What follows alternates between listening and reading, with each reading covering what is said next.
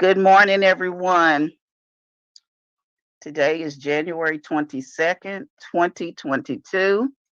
It is 8:30 on a very, very chilly, cold day in Atlanta, GA. I should say in Jonesboro, Riverdale, all these cities, various cities that we're in. And I'm going to say that I'm so happy that we decided to make this a virtual meeting this morning because I really don't think I would have wanted it to go and get out in a cold car to drive to the Professional Learning Center. But anyway, you all, thank you for joining us this morning. Thank you for all of our board members, our Clayton County Public School staff, and any constituents that are looking at us this morning.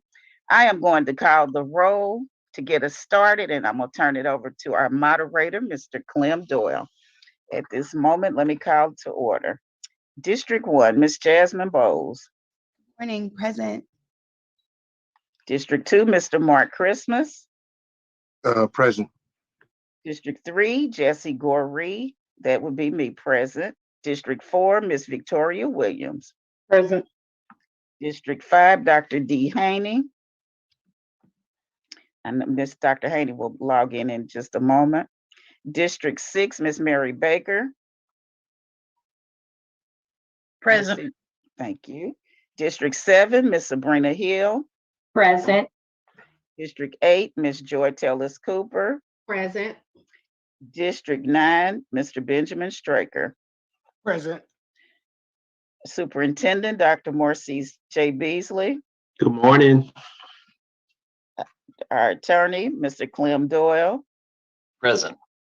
Our board coordinator, Dr. Shantara Rump Carter. Our administrative assistant to the superintendent and board, Ms. Don Blau. Present. And I want to welcome all of our Clayton County support staff. And we have guests. I will let Mr. Doyle do the honor of starting us. Okay, thank you, Madam Chair, Mr. Vice Chair, members of the board, Dr. Beasley. Good morning, everyone. It's good to see you.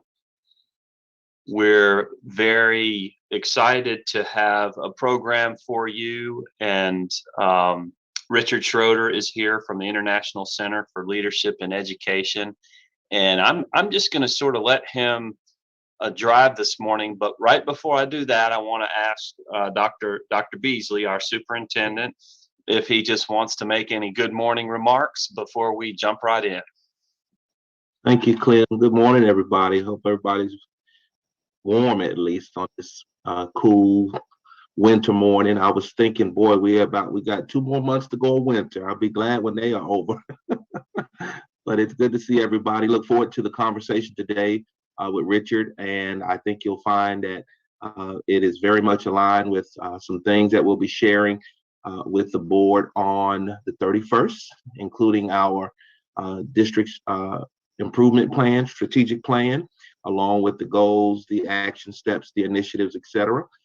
And so maybe that can give you something to some context as you all listen to Richard and figure out some things that as board members you should be pressing us, asking us about, so we can really accelerate the work here in Clayton County. So thank you, Richard, and for being here today. And Clem, thank you, and we appreciate just the opportunity to participate. Mr. Doyle. Yes, Madam Chair. Before you start, I also want to let everybody know that thank God for virtual, because I do also want you all to know Dr. Beasley actually does have another event that he will also be attending. So I think he will be in and out today, won't you, Dr. Beasley? That's right. It starts at 10, so yes. Okay, great. So with that said, Madam Chair, we're going to talk today about leveraging system-wide data to support decision-making. And we're scheduled to do that from 8:30 to 11:30. And we may just see about halfway through that. We'll all work together, Madam Chair, to see if we need a break or anything like that. But I may just play that one by ear and let the group sort of guide us on that. So really, let's just jump right in. We're excited about this. And Mr. Schroeder, if it's okay, I will let you. And I don't have any introduction for information for introduction, and I apologize for that. That's okay. Anyway, we're happy to have you here and walk us through the program. Thanks for having me. I appreciate your time, everybody. I'll do a couple introductions of myself and everything in a minute. I'm coming to you from a basement in suburban Chicagoland. So as you know, on Saturday mornings, the whole family's sleeping. So the office upstairs is out of bounds right now. We have teenagers here in college and high school. So their Saturday mornings are precious times, as you can imagine. And if you're talking about cold, it's about 0 here today. Oh, good. And there's snow. Although I was in Georgia last week and I experienced your mega snowstorm event on Sunday, celebrating the holidays with our family. So let me share a screen and we'll dive into a couple of things.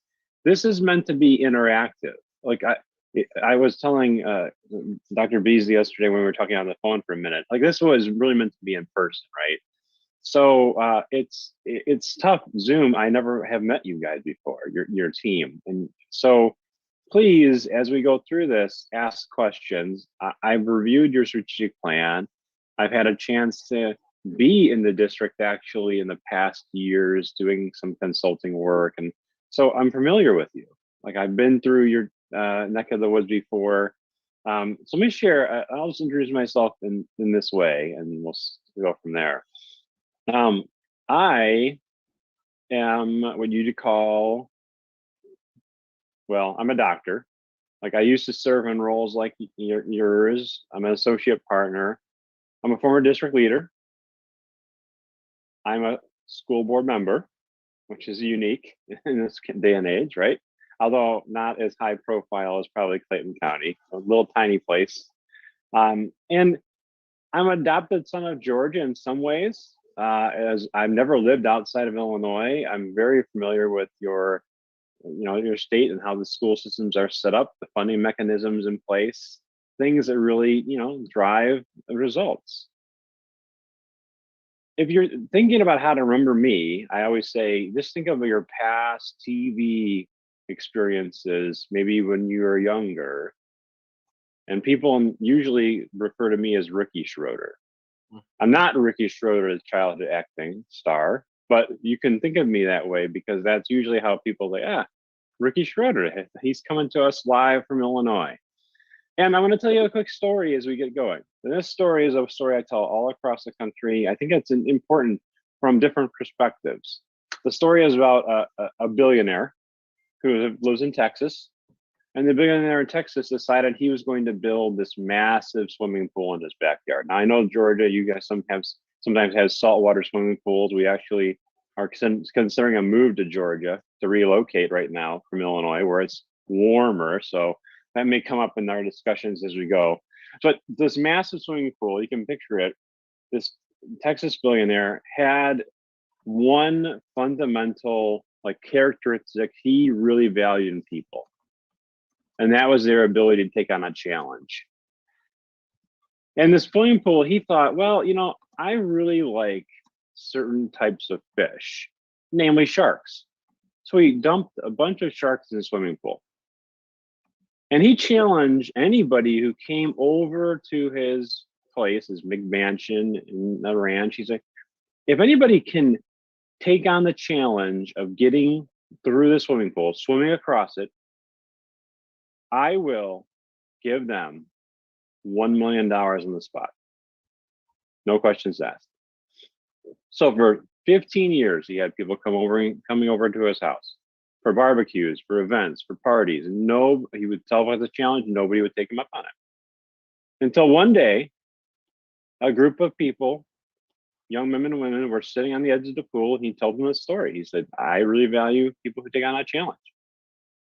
And if you can take on the challenge of swimming across this pool, bravery, grit, determination, I will write you a check for $1 million. And he turned his back to them and walked toward the barbecue. And he suddenly heard for the first time a big splash. And he looked back and he saw this young man almost walking on water across the pool, like as fast as you could possibly imagine. And when he got to the side, the Texas billionaire came to him with this big towel and a checkbook.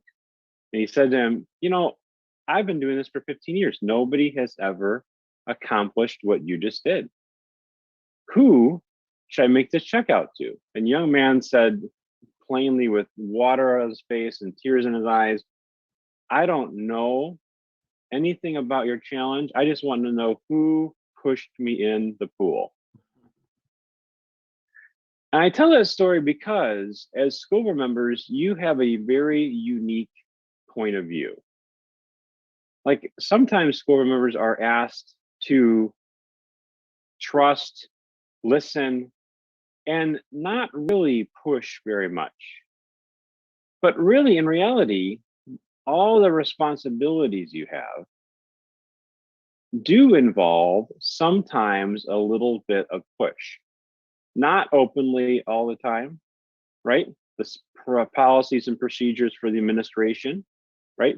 That's reviewing, that's approving, but also it's asking questions to push in the right direction.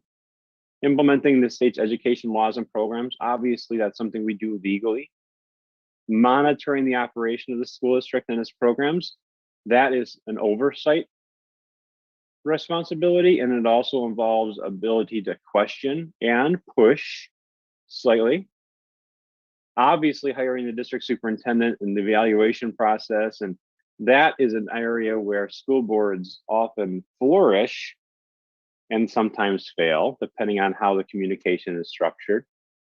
And the annual budget and resource deployment and those things are all things that give us the ability to ask questions, to think about, well, what I'm going to call the wildly important goal of the district. And your plan and the update coming is a unique opportunity for a board with the administration to really seek out ways to push forward things from a governance perspective, trusting that the day-to-day activities align with that. So today, I'm going to do a couple of different things. First of all, we're going to talk about evidence-based decision-making, what that means for a board. A concept that hopefully you've heard about. If you haven't, we're going to introduce it about leading and lagging indicators. Things you'll hear about in your plan, things you hear about in every single presentation, and how you can ask questions about those things. We're going to look at types of data and establish a method for you as a board to examine data. It's very simple. It's 3 steps. I'm going to show you 3 steps, and we're going to practice it with your data, because you're going to see data coming to you, especially when the plan update comes in the coming weeks. We're going to examine more intimately lag measures, the things that we see as the measures, the measurements of how we're doing, leading measures, action planning, like how this all fits together, and finally we'll wrap it up. And Mr. Doyle, I plan for hopefully some discussion involved, so we'll keep a pulse on it. But as we go forward, we may be done a little bit early. We'll see. All right. Any questions for anybody so far? Any thoughts about the agenda? Anything you as a board or as a team would like to kind of interject, or something you're interested in hearing about as we get started?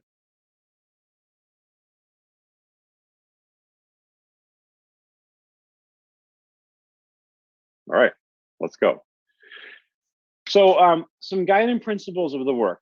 I think this is this is obviously in tune with what you're doing. We always try to focus on like supporting a system-wide approach. ICLE, when we work with districts, when we present to boards and different groups, we're always talking about how this fits in system-wide. We always want to increase the rigorous learning opportunities for all students. We'll talk about that as a lead measure in a few minutes. And also, we want to focus on how we analyze data. Because analyzing data is not just for the administrators, it's not just for the superintendent and the leadership team. Board members do analyze data all the time. We're asked to look at data in closed sessions, work sessions, and identify ways that is impacting students. So here we go. First step, evidence-based decision-making. What does this mean for a board? Well, as a board member, you're involved in evidence-based decision-making all the time. How you evaluate the superintendent, how you establish board goals, how we approve and allocate resources. And there are two types of data to think about. And we're trying to put this in perspective of your day-to-day life, right? There's cause data, evidence of the actions, and there's effect data, right? Student results. So cause data are the things that lead up to the result. And I'll put this in perspective of, if you had a son or daughter who was saving up for college, right? Let's say we had a son or daughter saving for college and we're trying to have them have a certain amount of money by the time they go away to school. Let's say we have 10 months. Well, in that case, what we're doing is trying to say, well, Reagan or Grant or Jamal, or you have a final product, right? The effect, the last step. And we are going to try to track the actions all along. That, in essence, gives us a chance to look at your plan. Now, your plan is interesting because it has many different goals, right? And then there are obviously things like action steps. And think about this in terms of how these intertwine, right? There are goals, effects, they're measured by certain things, and there are causes. And the causes are things that we want to see. So here's an example. One of the goals is to increase academic achievement for all students in Clayton County Public Schools. Right? That is a goal. And here's another one. These are all goals that align to the idea that we are going to have effects, destination, as you called it. There's a philosophy out in the business world, and if you're in the business world, you've probably heard about, and that this idea of objectives and key results. This is a complex thing in terms of students, and it's used in the business world in lots of different companies. And I'm introduced it right now because these are sometimes things that are talked about within school systems. Objectives, like you probably have heard this kind of objective in school systems: increase the number of students reading on grade level by 25%. Worthy goal. That's an objective, the objective of our work together. And then the key results are things we can do to get to the goal, things we know will get us to that place. So as you're looking at your strategic plan, as you're thinking about the ways things fit together, it should be laid out somewhat like this, where you have objectives and then key results, like training all of your teachers, creating baseline data, ensuring that 90% of our classrooms are doing certain things. Well, there's another way to look at this, and this is a maybe more simple way. And this is what your plan reminds me of. So when I work with school boards, I always try to ask, have you thought about your widely important goal? Like I asked the board, and everybody on this call, what's the wildly important goal of the school system? The most important goal, the thing that you want to get to no matter what. And it's usually something that aligns our work, right? It's a discipline of focus, we call it. Focused on one thing. The more you do, the less you accomplish. That's a pretty tried and true rule in the business world, and that applies to schools too. There's always great ideas. So if we think about the wildly important goals, then we can hopefully apply some learning to what we're trying to do. Now, I picked out one because I think this is a really interesting part. You have increasing academic achievement for all students. And there is an actual goal written already. Demonstrate by 3 percentage points of growth each year.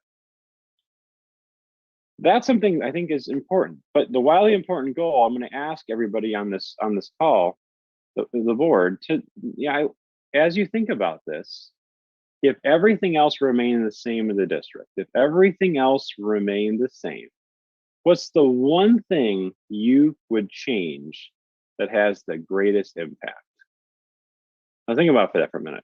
You have a strategic plan, and the plan is aligned to lots of things. It's aligned to one thing specifically. Think about that as a board, and anybody come off mute and just shout it out. Like if I asked you, what's the one thing you could change? Not you individually, right? But you as a group, as a district, that would have the greatest impact on students. Yeah, let's see if we can get some board member input on that Yeah. question. What's the one thing you would change? You could change. I see Ms. Hill has come off mute. All right, Miss Hill, go. Literacy. Literacy. I believe that if our scholars are reading on grade level or above, it will increase their self-esteem. It would make them effective in other content areas. It would make them stronger and more productive citizens in society, regardless of what career path they choose. Awesome. So, Ms. Hill, can I ask a follow-up question? Sure. So you mentioned literacy, not right now, but think about that in terms of like the improvement part. Like you mentioned literacy, you want every student to be able to read on or above grade level, it sounds like, or some kind of measure we can apply to it eventually. Okay, that's awesome. I totally agree. Literacy is usually one of the things that is first mentioned in these sessions. Who else has one? Well, I actually put my hand up, used the reaction for a change. I actually was thinking along the same line. But I think that's such a fallacy. I think it's I wish that everyone could read on grade level, but as a retired educator, I think it's just something that we in the educational world, we put that out there. We want everybody reading by third grade, and I think it's really an impossible goal, because the reality is we really don't even know what is the how you actually teach everyone to read. Everyone reading is one of those areas where like, for example, Ms. Hill and I both agree on this, but both of us probably learn to read differently, and we don't have a true prescription for what how we actually teach someone to read. So what I would like to do is I wish we could just change the way that we teach reading and maybe individualize it so that everyone could reach that goal. So let me paraphrase or summarize. The idea of everybody being proficient readers is maybe not. We say that, but maybe not attainable. Maybe you're saying have every student grow to their maximum in reading proficiency, like getting every student to their maximum potential reading wise. Yes, because when I look at myself, I know that when I was a child in elementary school, like if I were in school now, I probably would, my test scores might actually say that I met the goal, but I really don't believe that I ever really comprehended, because I think you might know how to read, but comprehension is very key. And I can call words, but do I really understand what I've read? And I really don't think I was really a proficient reader really until I was maybe in high school or even as an adult. When you put everything together and you're able to make sense of what you're reading and summarize it back to people and understand it. Yes. Makes sense. Totally makes sense. Thanks for that feedback. I think that's again, if everything else remained the same, what's the one thing you could change that would have the greatest impact? Who else wants to take a stab at it? I'm going to go a different direction. I understand what they're saying, but I would go with enthusiasm. We need our children to be excited to come to school, have a relationship, because children who are happy and they're excited to see their teachers are more likely to want to do well. They want to make their teacher proud. They want to learn. If it's exciting, it's somewhere I want to be. I think that is one of the things that you need to do anything else in a classroom. So would you call that engagement, motivation, like, those kind of words we have out there? Yes, you can call it that. You can call it, just Excitement to learn. exactly. All right, that's great. And then while you're doing this, think about the possible measurements of it. Like so that's a great one. Like I think about a couple of measurements, that we could do. Like that's always part of the most important, the wildly important, right? We have to have ways to measure it, and we'll talk about that in a minute. Who else wants to go? I didn't have my hand raised, but that's okay. So I agree with what everyone has said, especially with the literacy part, but to take it in another direction too, I think as far as like the technology, because if we have the best technology, especially being that we're moving in that area in technology, if we had that, the best of that, and also investing in our teachers, because our teachers and the technology is what will be teaching our kids to be able to read on that level that they need to be on, along with the parent involvement. We definitely need the parent involvement. That would help change. So you said one, but it's about three that I had out there. Okay. Who else wants to go? I'll jump in. Hey, it's Jasmine Bowles from District 1, and one of my thoughts about this question in terms of like key levers, I think one of our key levers we can focus on as a board could be just like governance structures in general. And so I think that we're leaning into some new strategies, applying some new things when it comes to subgroups, working groups, study groups, and formal committees. But I think that like some of that also helps trickle into our biggest domains that have already been addressed, from academics to finance to policymaking. And so some of that like top-down governance coordination can have a big impact on some of the other tentacles that we are passionate about. It's already happening in a lot of ways, but I think that that's a key lever that we can keep leaning into. Great.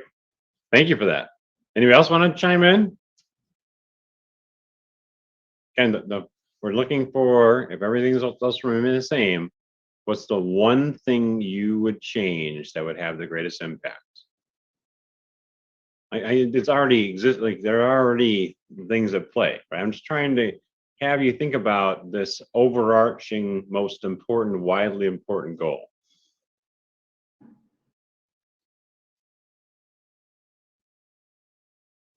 Okay.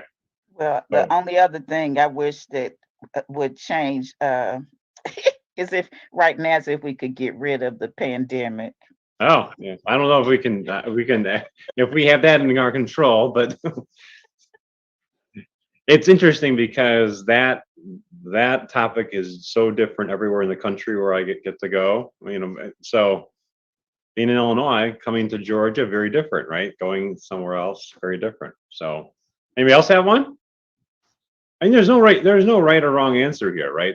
This is a chance for you all to share, and you already share these ideas. So that's technology, engagement, excitement, literacy, proficiency or growth or maximization of potential. Those are all like wildly important goals. And that's a chance to kind of think about the data streams that come into your view. Because ultimately, when you see data, when you see evidence, you have to like ask questions about, hey, does this measure our goal? How can we find different measures or ask key questions to gently push toward the goal? So I wanted to ask that question because if you think about the WIG, the most important, right? It's if everything else remains the same, what's the one thing you could change? Like, obviously, most important, there's lots. And so here's an example. You all had probably, children in school, or of children in the school. Here's an example. Sometimes we say, what are improving your grade? Well, you have to define it, right? You have to define, you're going to improve your grade between this and this time. And you focus on what it is, not how you do it at this point. So Clayton County Public Schools, what I loved was there is this statement, right? We're going to demonstrate 3 percentage points of growth each school year for students scoring at proficiency levels as evidenced by different things. Well, that's interesting because that is essentially an example of a wildly important goal, right? You're going to improve between this and this time.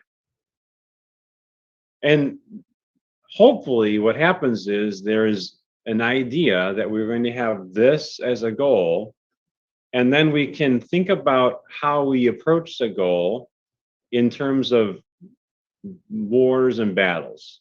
Now, this is a concept that I'm sure you've thought about because there are lots of things a district does and you as board members hear about that go toward the goals you talked about. Like the technology part. You mentioned technology and using technology and having the best technology.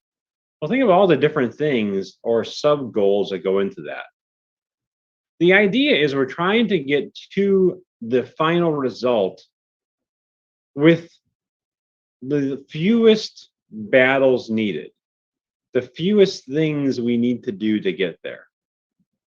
Otherwise, it becomes way too complex. And as a board, you have a very interesting perspective on kind of hearing about all these different things at different updates and think about asking key questions.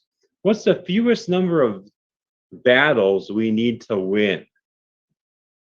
So if you think about students reading, like there are 1,000 things we can do to influence students reading as a district, and 1,000 different expenditures and 1,000.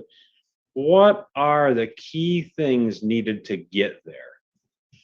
And that gets us to the idea of how we measure it. So do you think about your wildly important goal you already talked about, right? This is the discipline of leverage. How do we get things to the point where we have success? And I'm going to break down some of the data streams you see because some of them are obviously things we use to measure the wildly important goal we stated. So there's two types of measurements you'll hear about. Remember the cause and effect data? There is lag measures. Lag measures are the things you hear about, like result from the state assessment, the CCRPI results from the state, the internal assessments that maybe you hear updates about during the fall, winter, spring assessment seasons. Those are all lag measures. Lag measures could be the final accounting tabulations in terms of how you spent your money, the staffing. Like those are all lag measures. And lag measures are the most important things you're trying to accomplish, right? That is how you measure things, the revenue, the profit, how we measure weight loss. And those are all things that we want to talk about. So when you think about Clayton County Public Schools and lag measures, here are 3 things we'll look at today. State assessments, CCRPI, and then we'll talk about what other lag measures you hear about. There always has to be a way to measure your important goal. You can't have one without the other. And those are all things that as a board you hear about. Now, let me focus on one other thing you'll hear about, and that's lead measures. And we'll talk more about this in detail because these are things that you hear about as a board. These are not the things you're responsible for. Lead measures are the most impactful things you do to reach your goal. So lead measures are the things you want to put in place day to day. And those are responsibilities of the superintendent, the administrators, and the teachers. As a board, you obviously think about them because you should ask questions about how we're going to accomplish the goal. And that's where the superintendent, when we were talking yesterday, and you update a strategic plan, you look at data, there should be questions from board members about how we are doing that. Here's an example. Who in the room has tried to lose weight after New Year? I travel a lot, so I go to Chick-fil-A way too often, not only in Georgia, but across the country. So sometimes at 10:30 at night, which or 10 at night, which is not recommended. So here's an example. All right. If my goal is to lose weight, my goal is to go from 200 pounds, 180 pounds between now and spring break, March 25th. Now, my lag measure is pounds lost. Now, for your reading example, like the literacy idea, the lag measure could be percentage of students on the state test. What are the lead measures, though? What are the things that we're going to do to accomplish the goal? They have to be things that we know will work. They have to be things that we can influence in schools.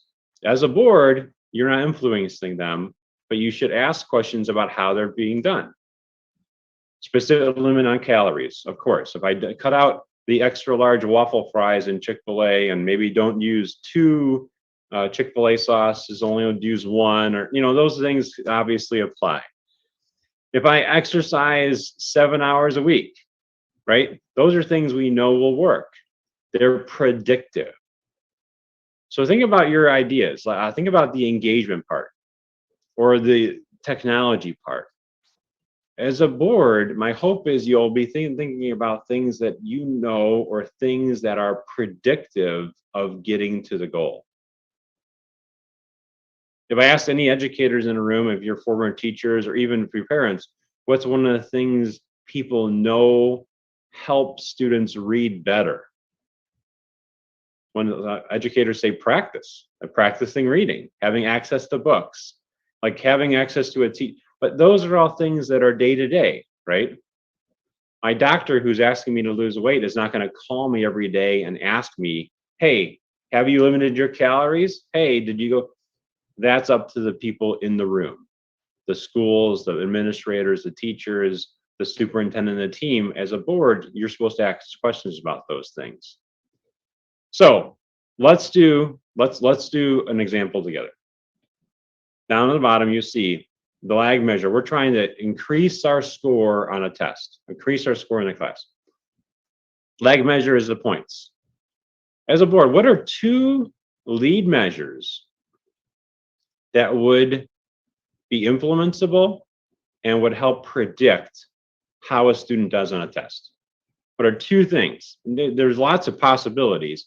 What are 2 daily things a student can do to do better on an exam? Study. Miss Williams, right? Yes. Yes, they can study. What is another one? Well, if they're trying to learn, well, we've already said practice, so I would say you could do better with reading. You could, practice, read more, like every day, read 15 to 30 minutes Right. to someone. Yep, exactly. Some influenceable thing tracked every day. Studying, you can track every day. How about maybe seeking out the teacher for extra help? Yes. Yes. What about maybe even having a parent quiz you at home before the test? Yes. What about using technology to research answers you don't know? Like, there's lots of different lead measures that are possible, right? So the idea is to focus on the 1 or 2 or maybe 3 that we know will work. That's this whole idea of cause and effect, or in this case, lag and lead. And as a board, you guys are really responsible for the goal, the effect data and looking at it, and then asking questions of the superintendent and the team about what's the step-by-step process to get there. Not daily, not every day, right? At certain times throughout the year.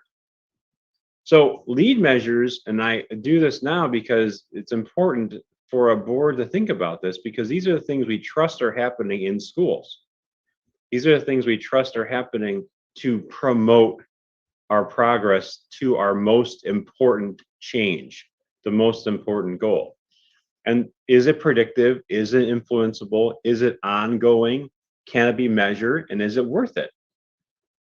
So when you think about all the action steps in a strategic plan, as a board, as a team, those are things to think about. Are these action steps going to get us to the goal? And ask questions about those things. And we think about those and measure them by impact. So from a board perspective, you hear about wildly important goals and lag and lead measures all the time.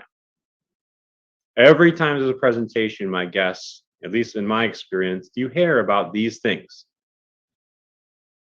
When you're hearing about your responsibilities, I encourage you to always think about the wildly important goal. It should all funnel to that. And when questions come up regarding things, think about the plan and how these lead measures are included, and direct questions about lead and lag measures to the correct people. The superintendent first, for sure, and also the superintendent's designees in terms of who is responsible for that area. And listen for the lag measures and presentations. When presentations come to the board, always listen for the lag, the things that are going to be measured, and the activities we need to get to the goal. Lead lag measures. All right, let's transition for a minute to types of data. Now, I'm going to ask, and you can just raise your hand before we get started, well, as we get started. In your last month as a board, what are some examples of data you've heard about? It could be anything. Like let's just shout it out. Whoever wants to come off mute. Miss Williams. COVID data. Yeah. Number of cases, right? Gosh, that's the first answer everywhere I go. Tells us about the times we're in, doesn't it? All right, who else? We talked about our data from crime data from our security department. Yeah, crime data, for sure, definitely. Who else? The data that comes to my mind is on the CCPRI. 33.3% of our scholars did not meet the threshold in order for them to be measured on the state assessment test. Okay. We'll look at CCRPI in a few minutes. Who else has one? I'm thinking about population data and school growth and density as impacted by not only the census, but the fluctuating population with COVID, scholars learning at home and in school. For sure, definitely.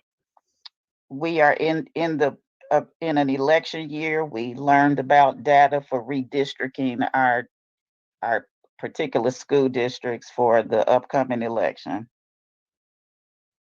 Okay, what else?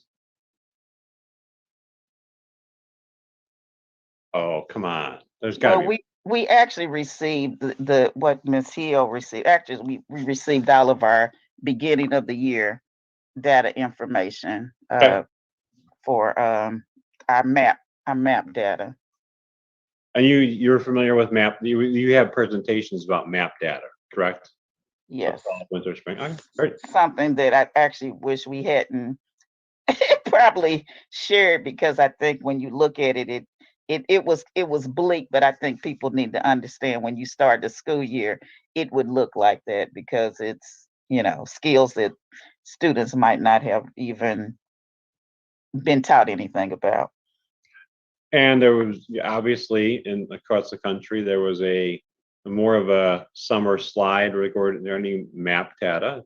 And if you haven't seen the middle of the year data, there has been a rebound in a lot of districts. So I'm an expert on map data, by the way. We don't have map data to talk about today, but we'll talk about how it influences things.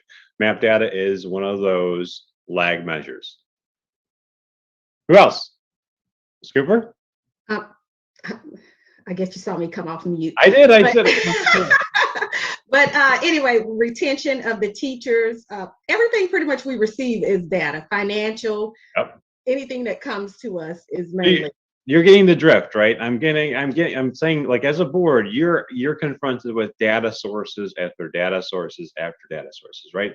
Financial, teachers, student performance, crime, enrollment, demographics, redistricting. It's all data all the time. That's why I asked the question about the wildly important goal before. Right? As a board, you're confronted with lots of data that does align to the wildly important goal, just different ways. And so when you think about types of data, I think one of the key concepts is how we use data appropriately to change adult behavior. So if you think about the strategic plan and the financial data, all these different things that are coming into you right now, or as you practice your work as a board, they can be used to promote whatever the wildly important goal is. And in this case, I put down rigorous learning for all. Well, that could be engagement for all. It could be maximizing reading proficiency for all. It could be maximizing our use of technology. Whatever the idea is, data helps us, evaluate things, like develop a reason or a hypothesis, look at the attainment, define the problems, guide the selection of what we're trying to do. Now, the last part of it, the guiding selection of the instructional strategies, that's really a lead measure. That's for the district administrators to bring up in meetings and say, hey, this is our goal. We're going to do these things to get there. As a board, that may include reallocating resources. It may include shifting around teachers. It may include hiring extra people. It may include all the things you're responsible for, and that gives you a chance to ask questions about it. So when you think about like map data, for instance, map data is very excellent data source to do just these things. Develop hypothesis. Why was it not as robust in the fall as we thought? What key things happened? And then it's used to evaluate. It's used to define problems. And those are all things that data can do. There's this data slide that we show across the country, how it kind of impacts each, right? So there's this organizational leadership part, and that's really what the board's responsible for in a lot of ways. Obviously, you have teachers who are teaching the students daily, and there's an instructional leadership component.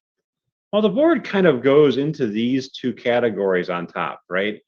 There's an instructional leadership part. Those are lead measures. Those are things that happen in schools, and you're responsible for hearing about those and asking questions for them. But in reality, this key part about organizational leadership, having the right things in the right place, having these overall goals, allows for instructional effectiveness to take place. It allows for rigorous learning to take place for all students. It allows and supports the administration and the key responsibilities of the board in terms of having all students grow. So here, as you think about this, the teaching and classroom level data are things you hear about, and that's something that teachers use daily. It's a lead measure. The instructional leadership data, the building level data, the school level data, allows you to kind of see and hear how schools are doing in whatever component it is. But again, that is something to ask questions about and think about as a lag measure, right? Sometimes it's a lead measure because they're using it daily in schools, but this organizational system-wide data is what you're most confronted with. And examples of that are demographic data. You mentioned that a little bit, right? The enrollment projections. Who are our students? The teachers. Who are our teachers? How long have they been with us? Are they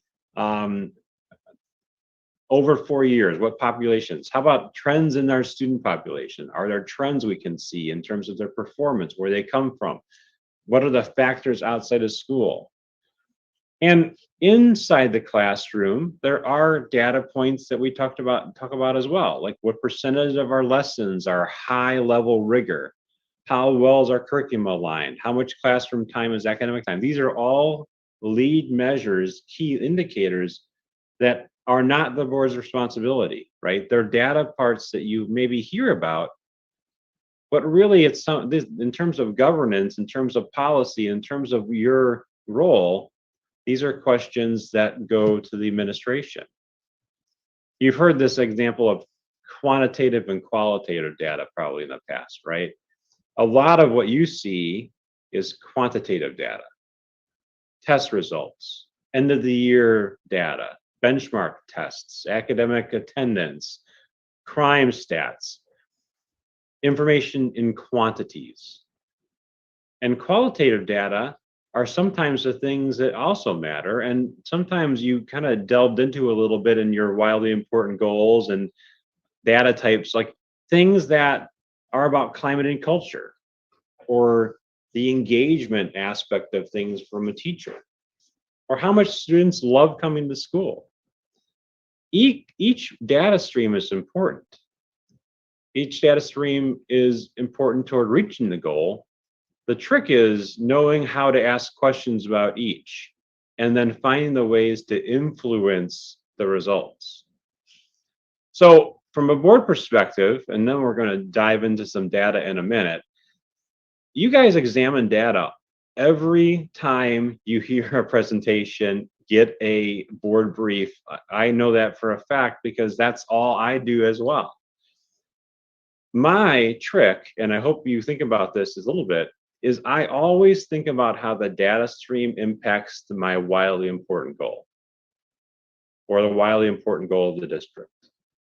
Now, you mentioned redistricting and enrollment. That all impacts the wildly important goal. You mentioned technology and maybe expenditures. It all influences the wildly important goal. Map data, obviously, like that's something that we can make the link to very easily. Well, are the data sources in line with our goals? I always encourage the board to direct questions about data to the correct administrators and listen for the types of data presented during your meetings. And the question is, how does the data influence the goal? Well, next, we're going to talk about data, and we're going to practice analyzing it as a board. Now, I don't know if you guys are asked to analyze data a lot. As a board member, I am sometimes because of my education background, and certainly in my role, I get to do that. But what we want to do is track the measurement of these wildly important goals. And so if you think about this, one of the things we can do is consider a set way to analyze data when it's presented to us. So I'm going to introduce a method. It's a method I use all across the country. I've been using it for years, decades probably. And as a board, when I do board trainings, we want to keep it simple. So here is the process, okay? It's 3 questions. What do you notice? What do you wonder? And can you make sense of it? Now, I'm going to caution you, because immediately as soon as you notice something in a data set, you immediately wonder about it, right? You want to ask a question. I'm going to ask you to pause when I show you the data set and ask you to immediately just notice things. And we'll practice this as a group, because the wonder questions are questions that hopefully are answered when you got to have a presentation or you get to ask questions about. But the notice part is where you just notice the basic details. What do you notice? What do you wonder? Are you able to make sense of it? And we'll go back to this a couple times. Okay?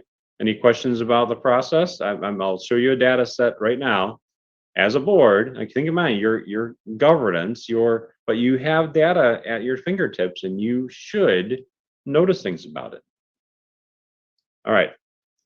I'm going to actually pull up the live version of this. This is your scorecard, basically, right? For your strategic plan. Let me exit this and pull up your scorecard here. So let me see if I can make it a little bit bigger. So I'm just going to show you just a piece of it, right? It's a piece. I pulled this off the web. It's public information, right? Everybody can see it. I'm going to ask you as a board, just the first question. What do you notice about this? And I'll start. When I first pulled this up, I noticed there were 2 colors, red and yellow. That's what I noticed first. I also noticed that this was only 3rd and 4th and 5th grade. Anybody else notice anything?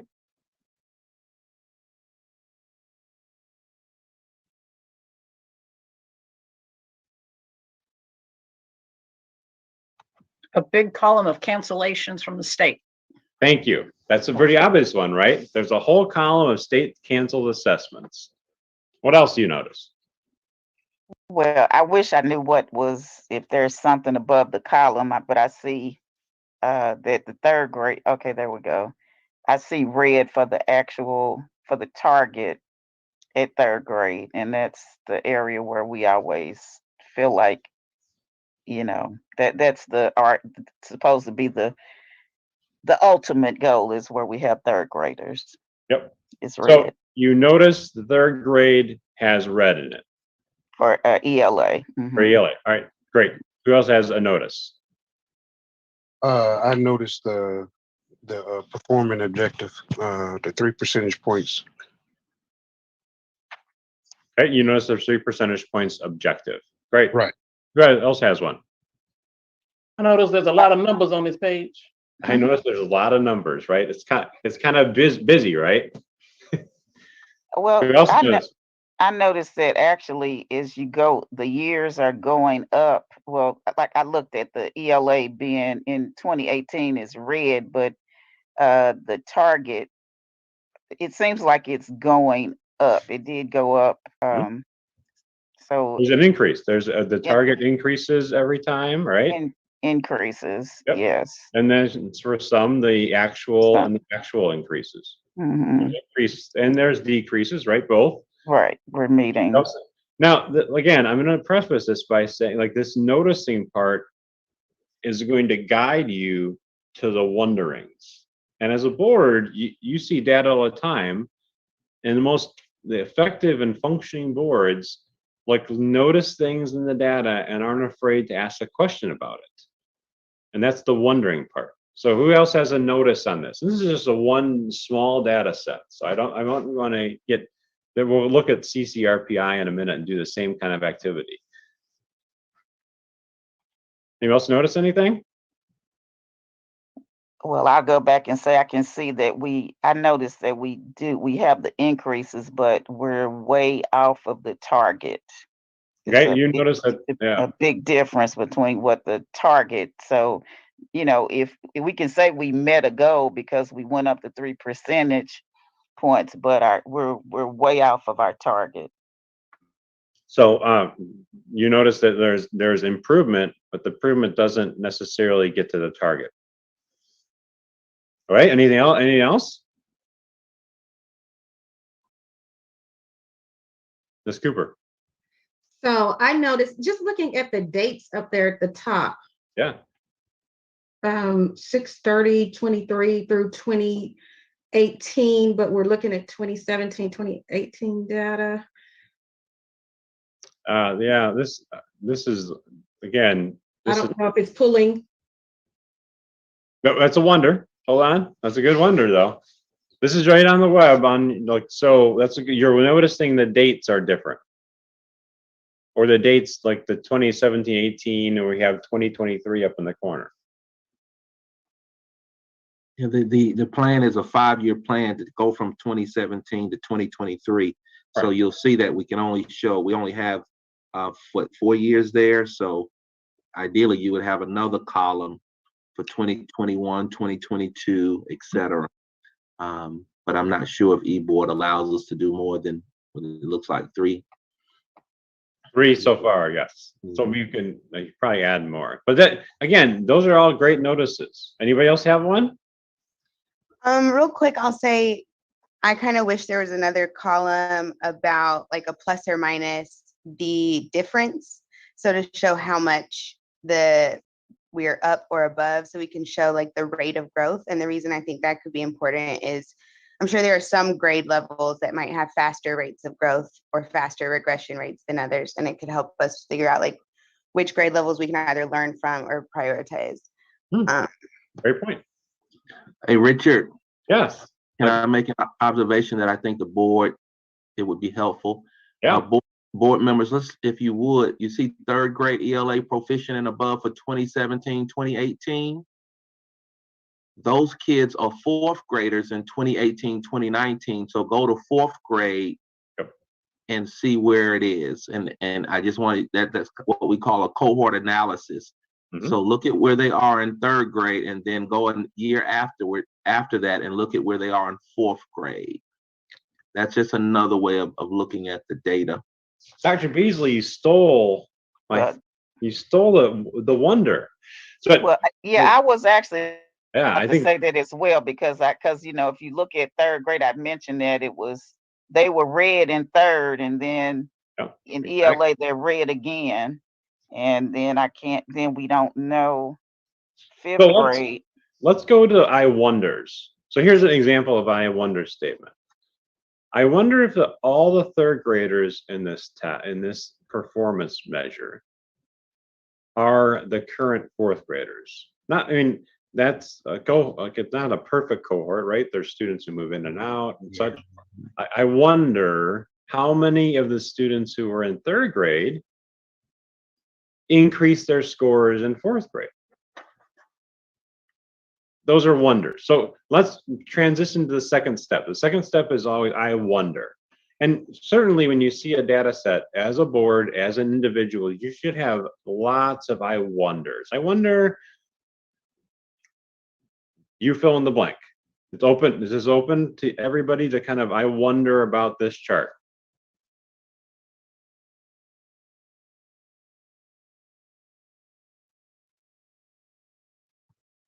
I wonder how we decide on the target.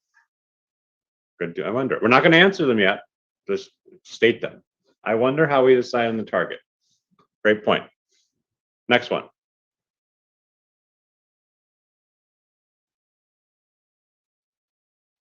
I wonder how many of the students actually took this test. By how many do you mean what percentage of your total enrollment? A third grade student, yes. Oh, great. I wonder how many students took the test. What else? I wonder. Oh, go ahead. I was just gonna say, I wonder if the test has changed in between the years. Are we on the same pathway, or has somebody come up with this brilliant new test that doesn't correlate to the previous test? Great I wonder statement. I wonder if the test has changed, so we're maybe not measuring the same things, or great I wonder statement. How about another one? I wonder what is the criteria for proficient and above. A great I wonder statement. What another one? I wonder if these students had a certified teacher or long-term sub. Great statement. That's a great I wonder. Who else has one?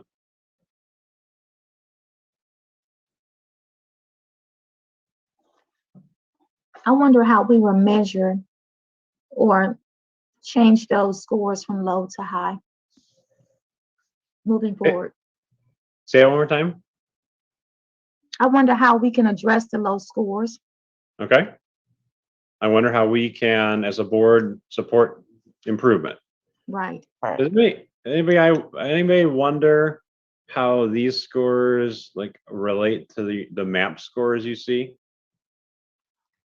If there's a predictive value?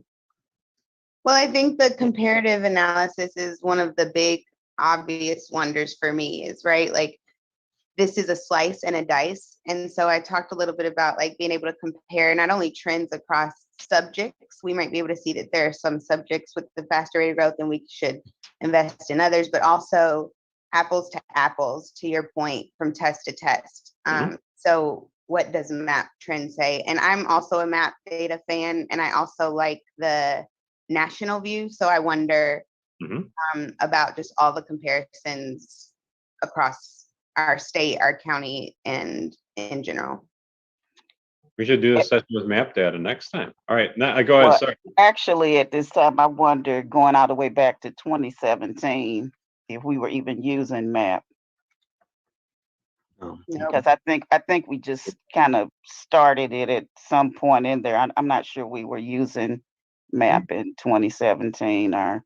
You started 2 years ago? I think this could be more.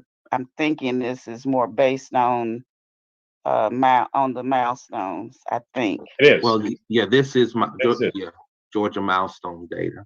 Yes, I'm glad. So I wonder what the test this is, like what the result this is from, Georgia milestones data. Anybody else have an I wonder? I mean, the purpose of the I wonder statements are to frame some of the questions that we seek answers to. And we're not going to answer them all today, right? The idea is for you as a board to get accustomed to the I notice.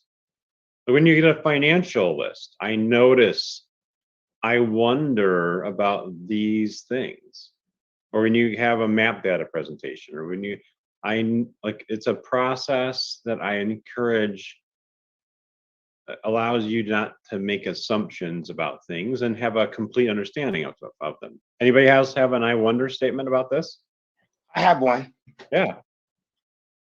I wonder how this compares to other local metro districts. Ah, great question. Great question.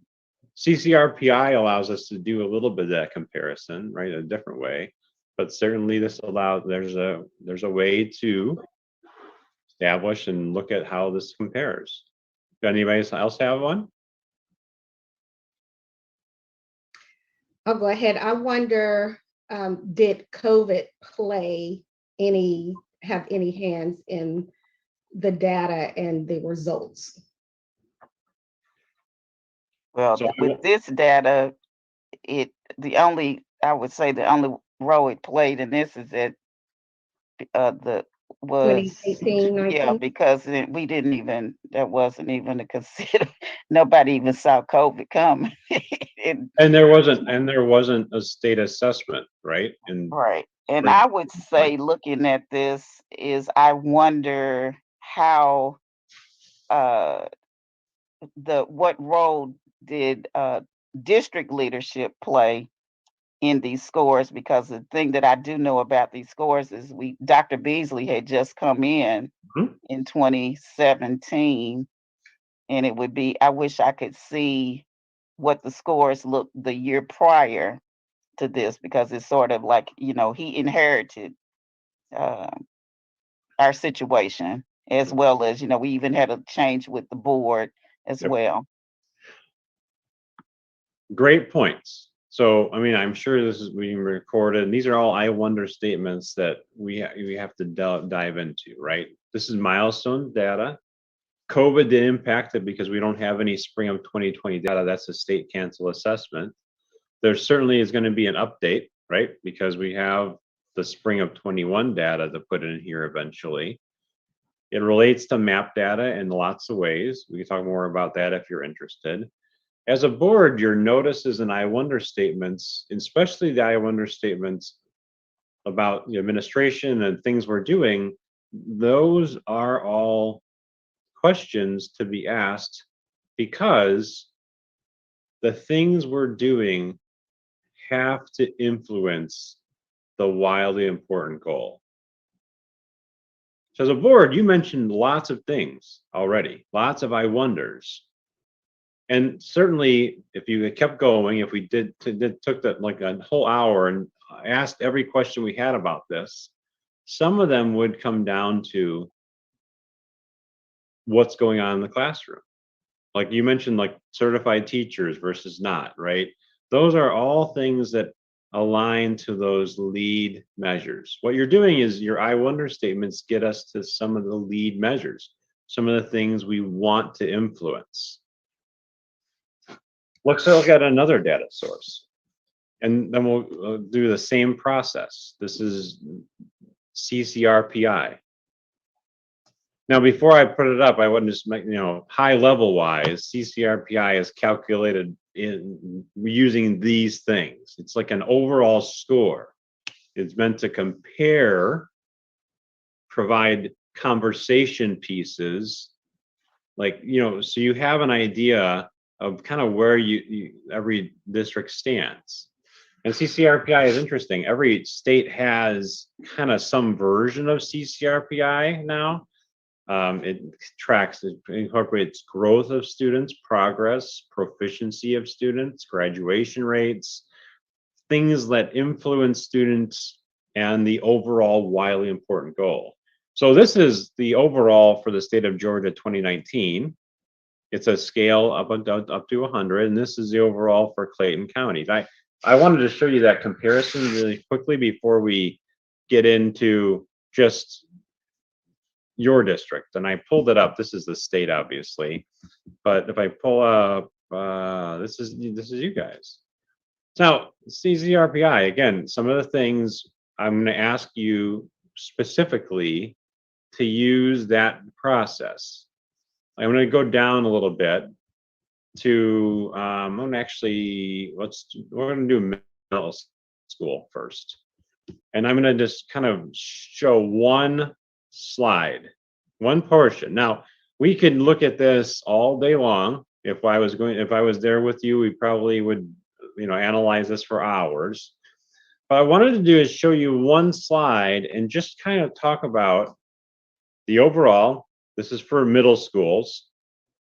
And what do you notice? Now, the notice things, are things that you see when you look at this. This is based on 2019. Okay, there's not a 2020. There will be a 2021. What do you notice about the CCRPI in terms of this slide? This is a slide for middle school that, well, I'm not going to explain anymore. It's up to you to notice things about it. I'll start. I notice there's 4 kind of categories listed here: content mastery, progress, closing gaps, and readiness.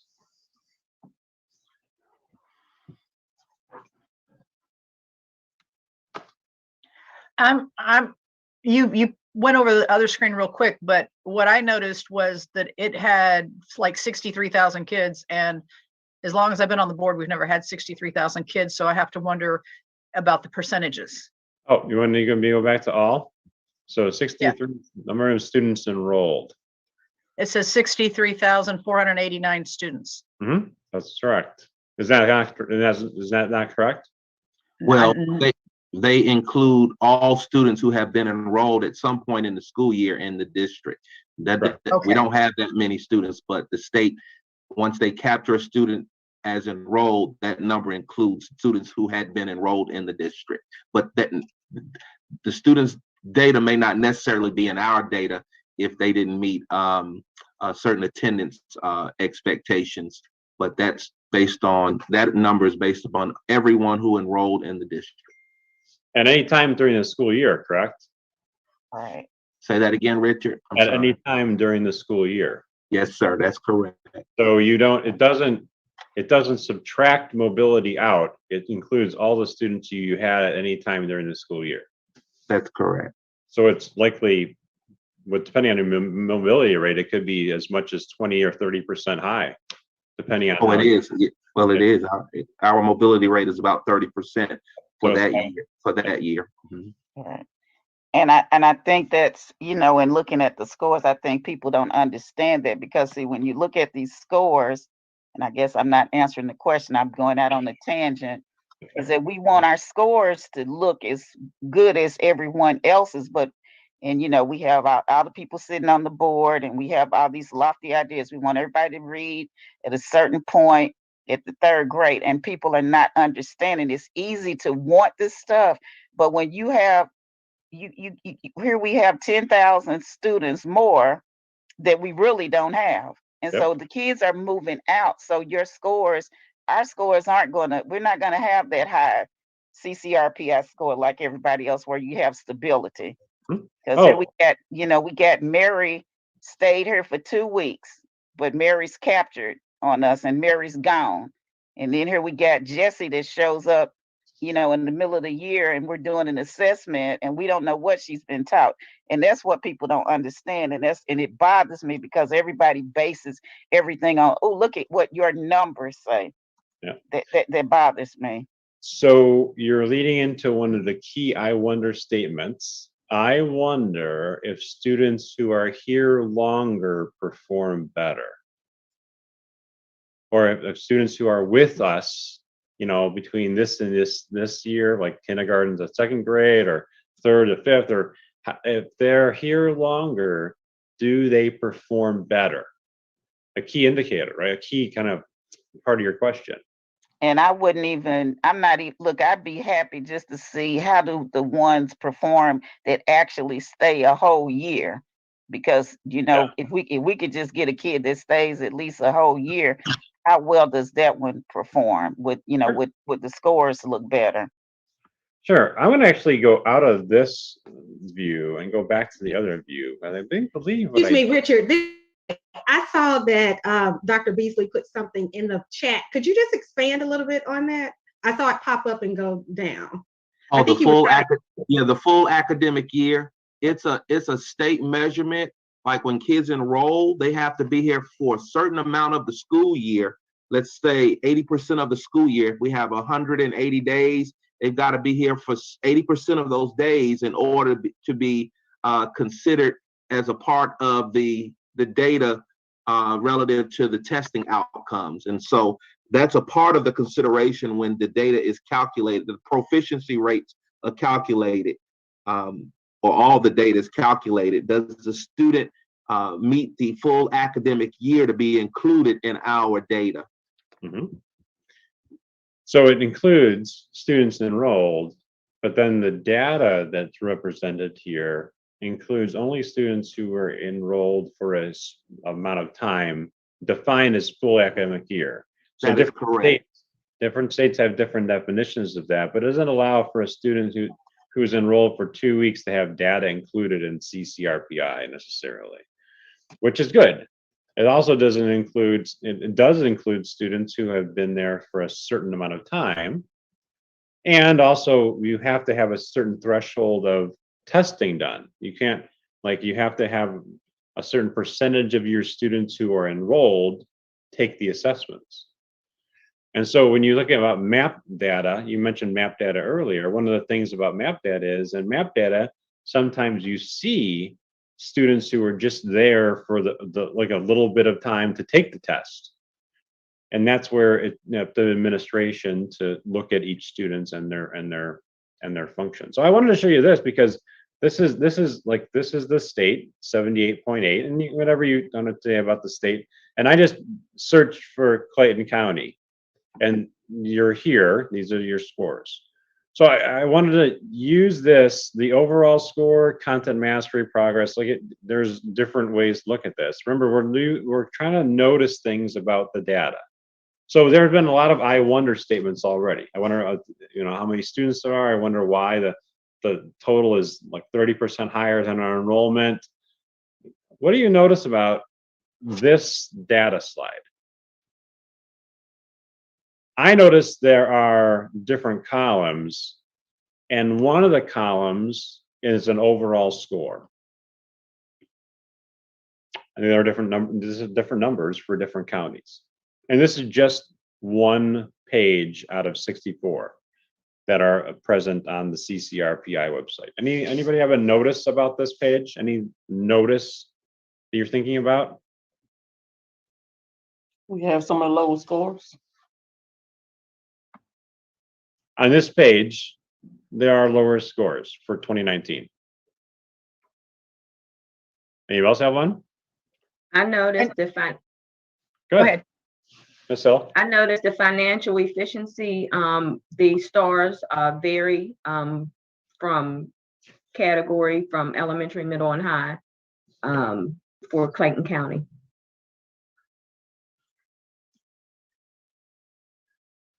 But actually, with that observation with Ms. Hill, our financial efficiency is actually pretty high. It's it looks like it might even be better than Cobb, or one of the school districts where when you look at the academics, they're higher.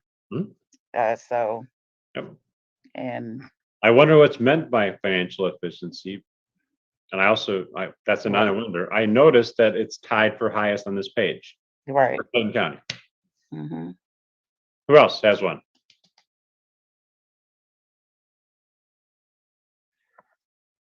The progress scores are, when looking at in comparison with others. I don't know what their or Clay, or what is it? Clinch. I'm not sure what their population is, but you know, they're in the range with those with in the 70s, which I noticed there's lots of scores here, and you can compare it a little bit, right? I noticed this is a comparison in the way. Who else has one? I've noticed the percentage on the closing gaps is a high percentage.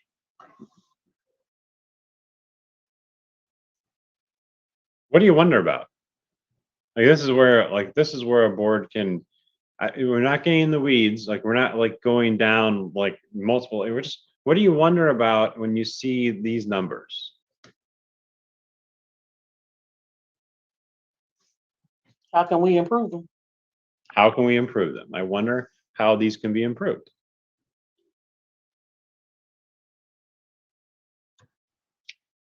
I wonder what are the contributing variables to get us to this data. Yeah. Okay, what's that one?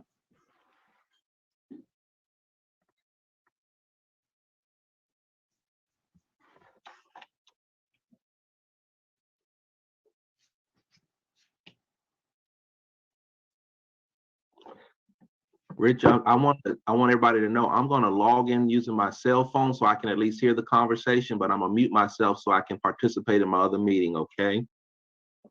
If you unmuted yourself, it'd be kind of funny, actually. We can have both things. Thank you. So this data is complex, right? It's built on a lot of different things. And I wanted to show it to you because, you know, CCRPI in Georgia, every state has something like it.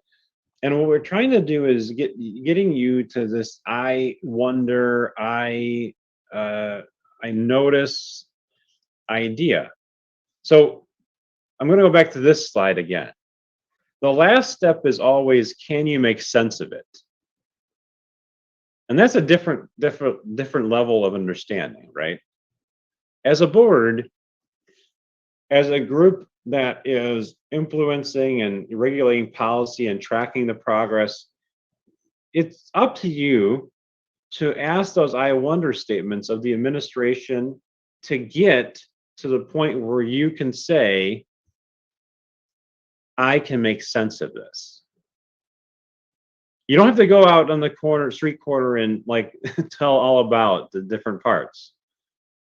As a board, though, you're confronted with questions and you're asking questions. And the idea is to get you to hey, I can make sense of this. I can tell a little bit about what this means. So I'm going to ask the board right now, like we're going to use this slide again. Remember, we used this slide before. This is a little bit easier to understand because this is like the proficiency levels of each grade. Do you have any other I wonder statements about this slide, about these numbers? And then I'll ask this question, are you able to make sense of it? If you're not, that's okay. Like we're not going to get to the point where we're going to make sense of everything today. But your answers will guide the administration, and even if I come back to work with you to get to the point where we have a greater understanding of the data, these data streams that are out there. All right. Anybody else have an I wonder statement about this data?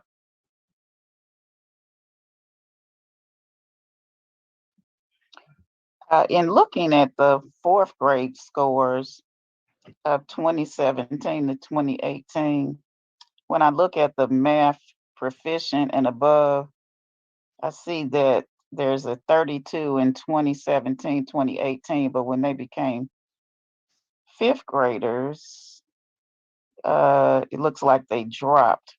And let me make sure I'm looking at that correctly. Yeah, considerably. And my question is, I wonder what happened, because that's almost a 10-point drop in the math proficiency. And if that's the case, we don't have any data for 2020. I hope it's not continuing to go at that pace.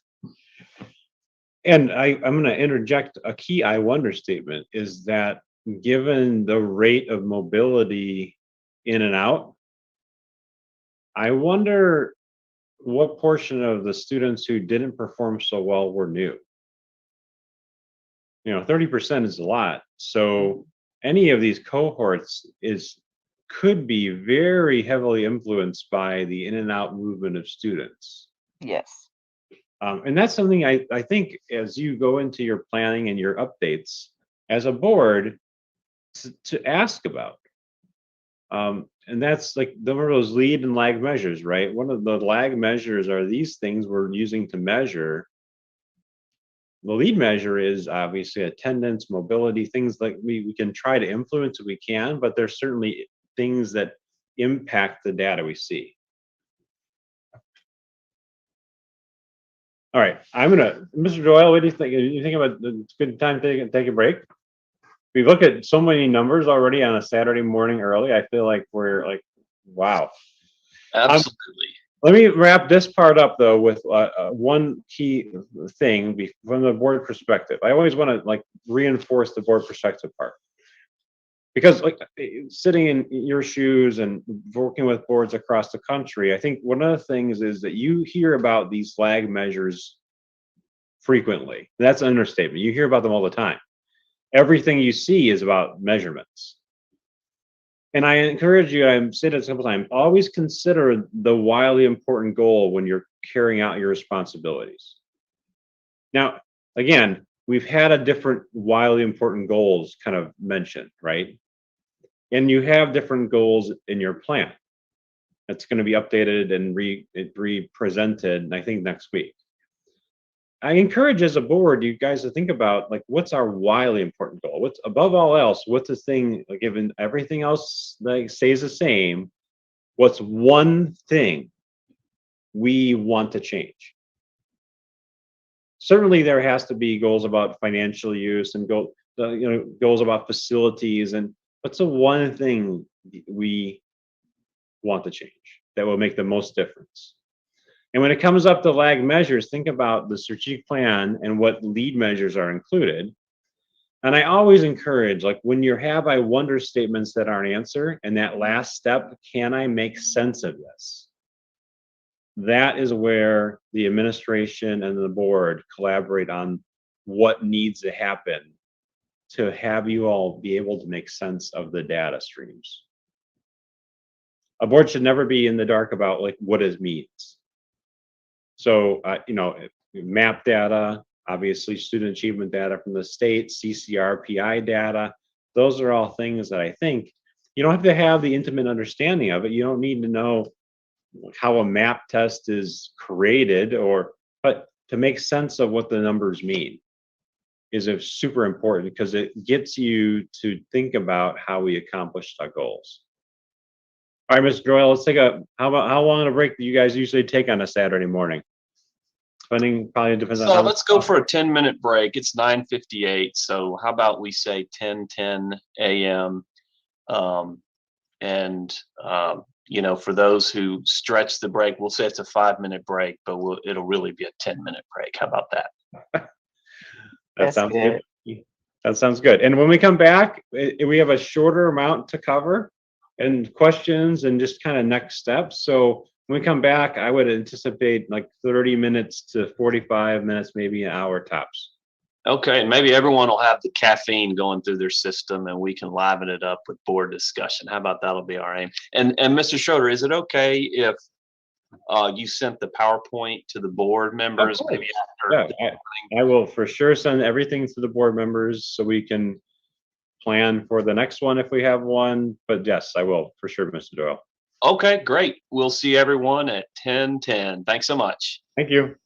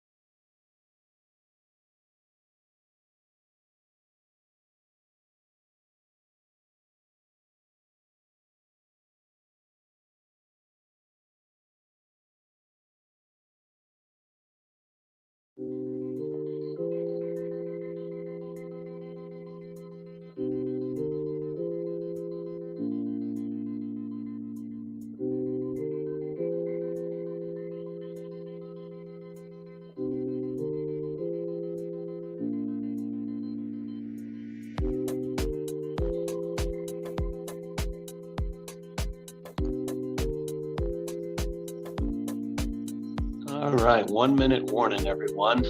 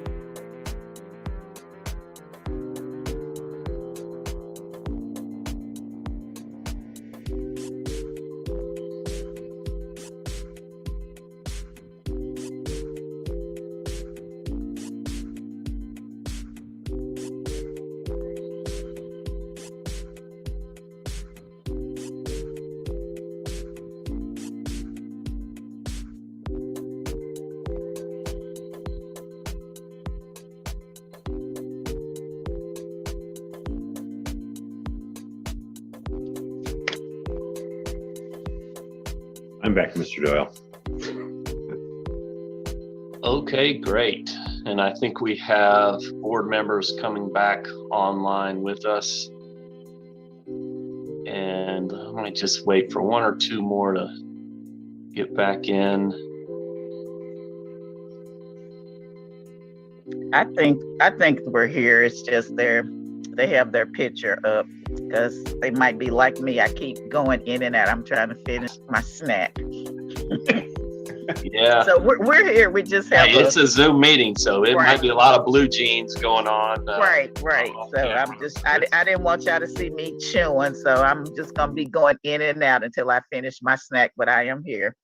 I think we're out here. Okay, well, good. I think we've all had a good break. And so, Mr. Schroeder, I'll let you pick it up for the last leg of the journey here. And then just for everyone's benefit, I do believe the board will have an executive session after after this module piece of it. And so, Mr. Schroeder, I'll turn it over to you.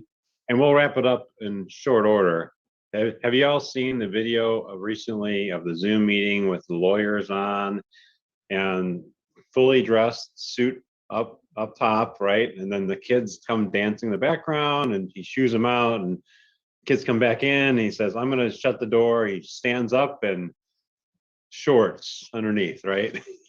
And I kid around. That's why we all have difficulty fitting into our normal clothes because the shorts allow for extra pounds to be put on. Okay, so we're going back to the session. So just a remind, we've gone through a couple of things, and this is a board training. And yeah, if we were there in person, which I hope we can do in the future, I think a lot of the things you mentioned about map assessments, and we would chart some of these things out. It would be really interesting to dive into some of your I wonder statements in more detail, because those allow you as a board to understand better what the lead measures should be.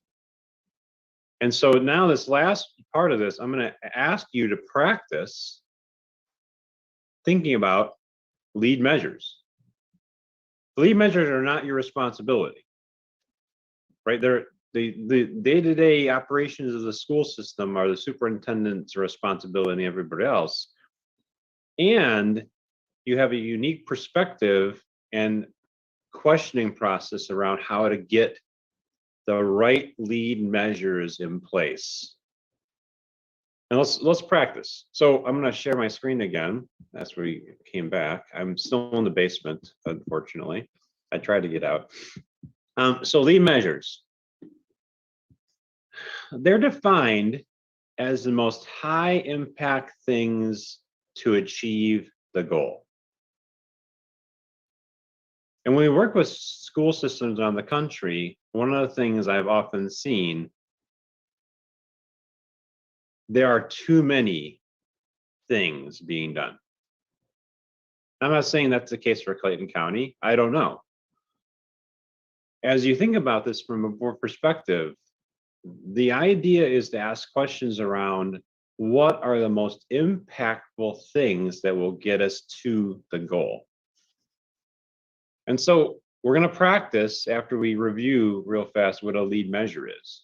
Because while you're not responsible as a board, you're certainly involved in the process from a strategic planning idea.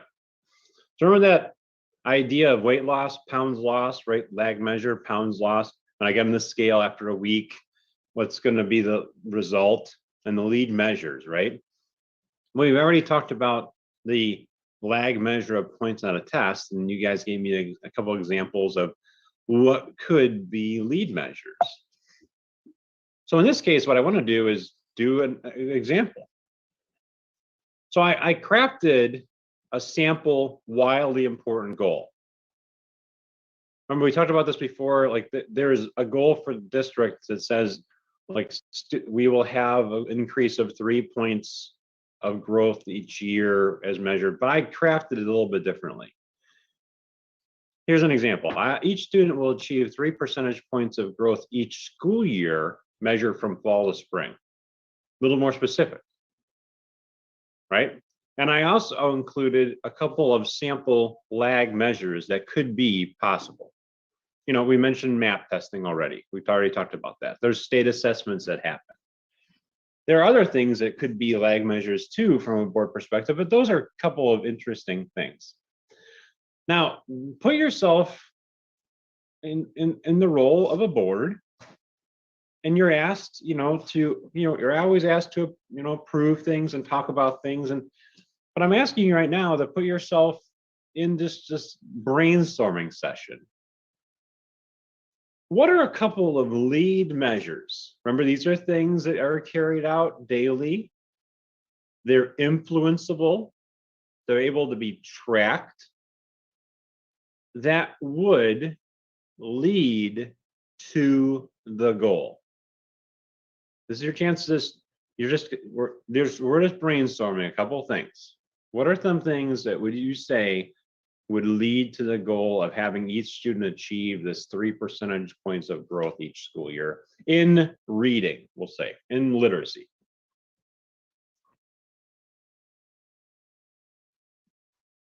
Daily reading. Daily reading. What's another one? Designated time for reading. Okay, designated time during the school day. It could be any time, right? During the day. Could be at home, maybe. Could be, but in the school year. Well, maybe I'll change it to instructional time within us in the school district. Instructional time dedicated to reading. What else? I would like to add repetitive reading, meaning in all content areas that we're doing the reading. So reading across the content areas. Yes. Awesome. What else? Additional help with maybe tutoring if they need the help with the reading. So individual support for students, like something like that, right? Tutoring, could be a computer program, something, right? You just said what I was giving. Yep. I was getting ready to say programming. Yeah. All right. Programming. Certainly. What else? Making sure the kids, making sure the children have books to read, like the little reading libraries we have, so they can have access to reading materials. Yep. Having resources present, reading materials, libraries, different genres. What else? I was going to say reading for enjoyment, reading for fun. I don't want to just read about math questions. I want fun time, fun reading, whether it's Harry Potter or Wimpy Kid or something that I just need them to learn to enjoy what they're doing. So some kind of ratio of reading because you have to and reading because you want to, right? The love of reading, we'll say. And with that, some like tracking support. So a way to celebrate growth, a way to like in the spirit of reading for fun, culture building around celebrating success and progress. Yeah, I mean, again, some tracking method, celebrating success, some like systematic way we do that. What else? These are all great ideas. I was going to say we could go old fashioned and you read so many books and you get a free pizza. I mean, I don't know how many of us did that during school where we got, Pizza Hut or whoever's pizza, mini pizza or whatever. Mhm. Differentiating the actual instruction, reading instruction, because what I really think would work is like right now we have reading grants, but we have decided that a school must focus on a specific reading. Like for example, I'm a proponent of Orton Gillingham. Mhm. When we were children, we used to have the little reading groups, the Robins, the Blue Jays, et cetera, et cetera. I think because we don't really know how students learn to read, but we will make everyone use the same reading program. I think we really need to look at, it would take 3 of us on this board, and maybe a different reading program might make the other read better. And maybe we should start, have differentiating the type of reading instruction that we use and split children into groups like that would best assist them in reading as opposed to what we do. So I'm gonna encompass that in differentiation, use of strategies for different students. So I would say that, that we do that anyway, but I'm just saying, I guess what I don't agree with that we do is we will adopt a reading series. And we will say that Richard, Mary, and Jesse, we are using Houghton Mifflin, and that's the reading series that you're going to use. But Jessie might do better if she uses Orton Gillingham.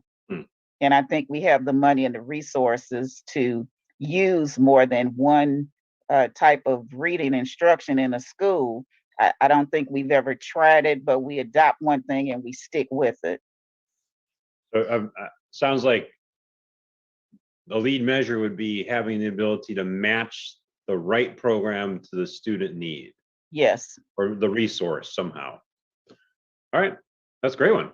Who else has one? I mean, this is a practice as a board, you have ideas, and the ideas are important because when you put all these lead measures down, there are all these things are happening to some extent. What are the most influenceable ones? What are who else has one? I'd like to just add, if we can continue to support and encourage training endorsement for reading. The teacher part, right? Having Yes. the most highly qualified teachers in the classrooms. Yes. Okay. I'll piggyback on that and say, in doing so, allow the teacher the autonomy to utilize their training to do what is best in their classroom instead of being mandated by the powers that be to do other things. Anyone else have one? Again, lead measures. So autonomy of teachers, reuse of resources, training of teachers. That's one that came out. Somehow assistance to students, like tutoring, programming, resources. You mentioned a bunch of things. And I'd like to go back to that. I'm not sure if any of you all, and this is maybe something everybody in here should start looking at. I believe it comes on Tuesday nights on ABC, Abbott Elementary School, which is a kind of a classic. I thought about that when they had a situation there where there was an old school teacher and they had a new reading program that they brought in, but she wasn't able to move to the new norm. And after much of using the program, she kind of told the story about the ability of her students. And then once they found out it was some little jacked up program, they took it up at the end. But that is a very good parody of the way education is in America these days.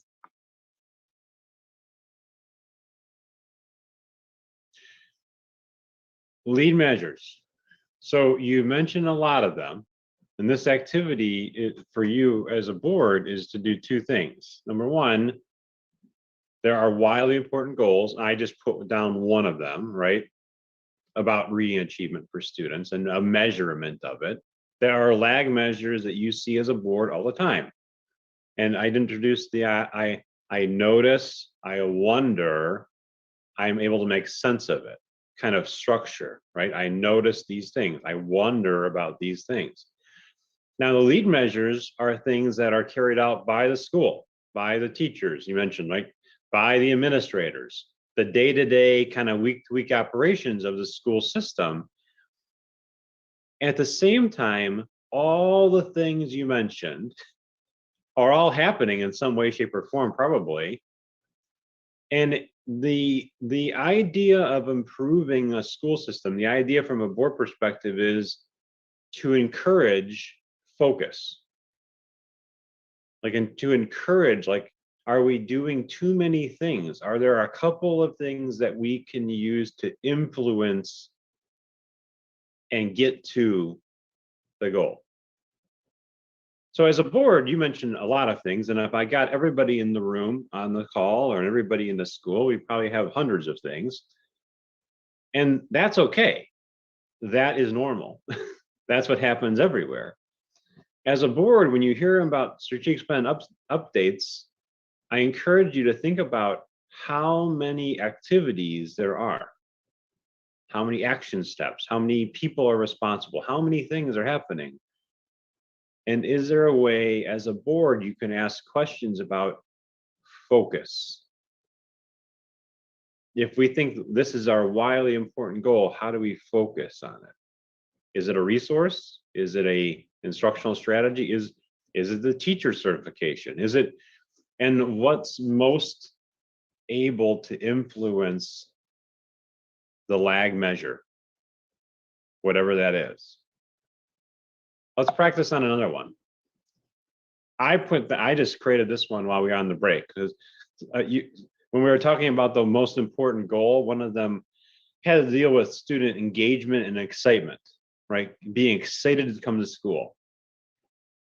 Now, truthfully, that's everybody wants that, right? As parents, we want our kids to run out the door, and as teachers, run in the classroom, and as principals, high-five me when they come in every day, and the same when they leave, right? Some people would say that is maybe the most important thing to get students to learn at their maximum, maybe. I was trying to create a wildly important goal out of that. Remember, the wildly important goal has to measure something. It has to say, I'm going to lose weight. I'm going to go from 200 pounds to 180 pounds between now and March 25th. Excitement of students, engagement of students. I was thinking about this. What's a goal you could write about that? Well, it could be, we want 100% of our students to be engaged when they're in a classroom, or we want to have, when measured by a survey, 90% of our students excited about school, whatever it is. So I was trying to use this as an example, because as a board, this is one of the things that is one of those abstract things out there, right? It's not easily measured. It's not easily tracked, not easily set a goal. So got anybody on the board, this is a brainstorming session, because I think this is one of you mentioned this. I think it was Miss Hill, maybe, this idea of excitement and engagement. And I don't know if you did or not. I wasn't keeping track. What's a goal around this? Could anybody kind of come up with a wildly important goal? Remember, it has to be measured in time, and it has to be measured somehow, some way, like a test score, or dropping pounds, or anybody take a stab at it? Can you measure it with a survey, a student and or teacher survey? You could, yes. And so by that survey, you would have to establish a baseline of it, right? My beginning weight or my beginning bank account balance, and then seek to improve it, right? So yes, of course you can. Or you could, maybe that could be measured by walking through classrooms and observing students.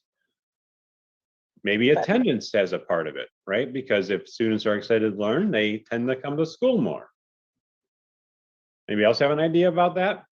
Well, I think it could be measured, but the word engaged, I mean, you could say like right now, everybody's engaged in this workshop Mhm. because you see our, you know, our moniker here, Right. but that doesn't necessarily mean that they're engaged.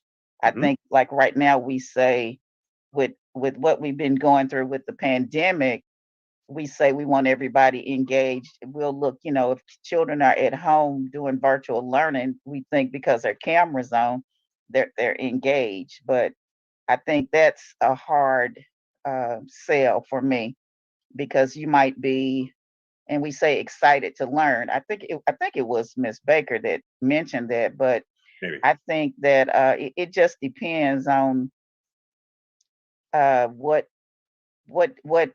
is engagement.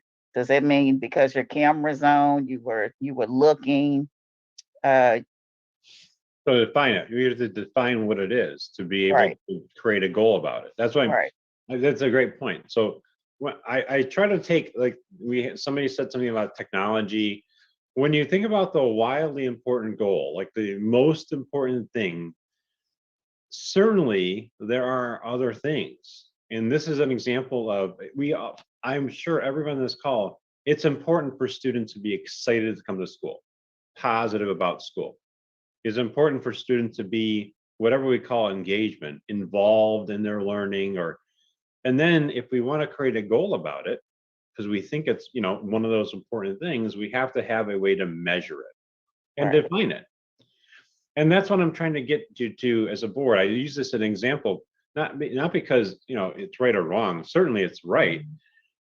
As you hear about strategic plans and you hear about different goals, you as a board have a keen opportunity to ask a question about, is that one of our most important things that we can change? And how are we defining it? Like, what does it mean to have a, you know, the most excellent teaching staff? What does it mean to have, like, those are things that need to be really questioned, because that's the only way to get to the goal. If you have a solid understanding of what this lag measure is. So that's why I put questions here. Like, certainly, I'm going to go back and exit this. Certainly we could create some kind of wildly important goal about it. Well, right? yes, I know if I were to measure that by a survey, you know, when I taught math, I would want to say I knew that all of my students were engaged because when they left my classroom, I might make them write what they learned that day, or Yep. regarding the skill. If they could at least formulate a statement that gave me some semblance of something that I taught, then I would know, then I would feel like they had been engaged. Not sure they might have been excited to learn it, but you know, that they were engaged. So what you're saying is exactly what I was just starting to type out. Like, in this case, this idea or excitement maybe is more of a school by school phenomena, right? Or maybe a teacher by teacher wildly important goal that's directed by the idea that we want all students to maximize their growth or reach their full potential, or, you know, increase from this score to this score 3 percentage points between fall and spring. Essentially, maybe even the engagement part is a kind of a lead measure in some ways, right? It's one of those things that if we track daily, it could really influence the goal. And that's what I'm trying to get you to think when you have your planning updates. Remember, wildly important goal. What are the measures of them? And then what are the most important, like, influences of them? And then obviously, if we don't have that influence happening, we need to train people. Or, you know, one of those things could be, I think what you mentioned, training all teachers to have some kind of exit process from the class to ensure students learn, or ensuring they have the right resources to do so. And that's what lead measures and lag measures, kind of that ebb and flow kind of go to. Lead measures are cause data, not necessarily the board and their day-to-day things, but certainly a place where you can ask questions. And if we go into this and wrap up, here are some examples of lead measures. Curriculum maps, prioritizing certain standards in schools, having different day-to-day assessments that we can look at, like analyzing things at the school level. One of the key lead measures is having a data team at the grade level, at the school level, to analyze things and making sure we're modifying what we do. And then these are all things that come into play when you're thinking about how we work. One of the hallmarks of lead measures in schools, one of the things we know works to increase student achievement, is this idea of having rigorous instruction in schools, having relevant learning. I think it was said about having different resources that align with different students and what they need. Orton Gillingham versus Holden Mifflin Hart. What that is this, right? Having it relevant to a student's needs. Having it be something that students can take and apply to real world situations. And also, hopefully, having students not only get to the remembering part of things, but they get to creative processes so they're more excited about their learning. As a board, what are some lead measures you hear about? I'm not talking about in a board meeting. I'm talking about in any facet of your work as a board member in the school system. What are some lead measures you hear about, either from your constituents or from teachers or from a presentation? What are a couple of lead measures that you've heard about in the last month, let's say, related to any of the goals?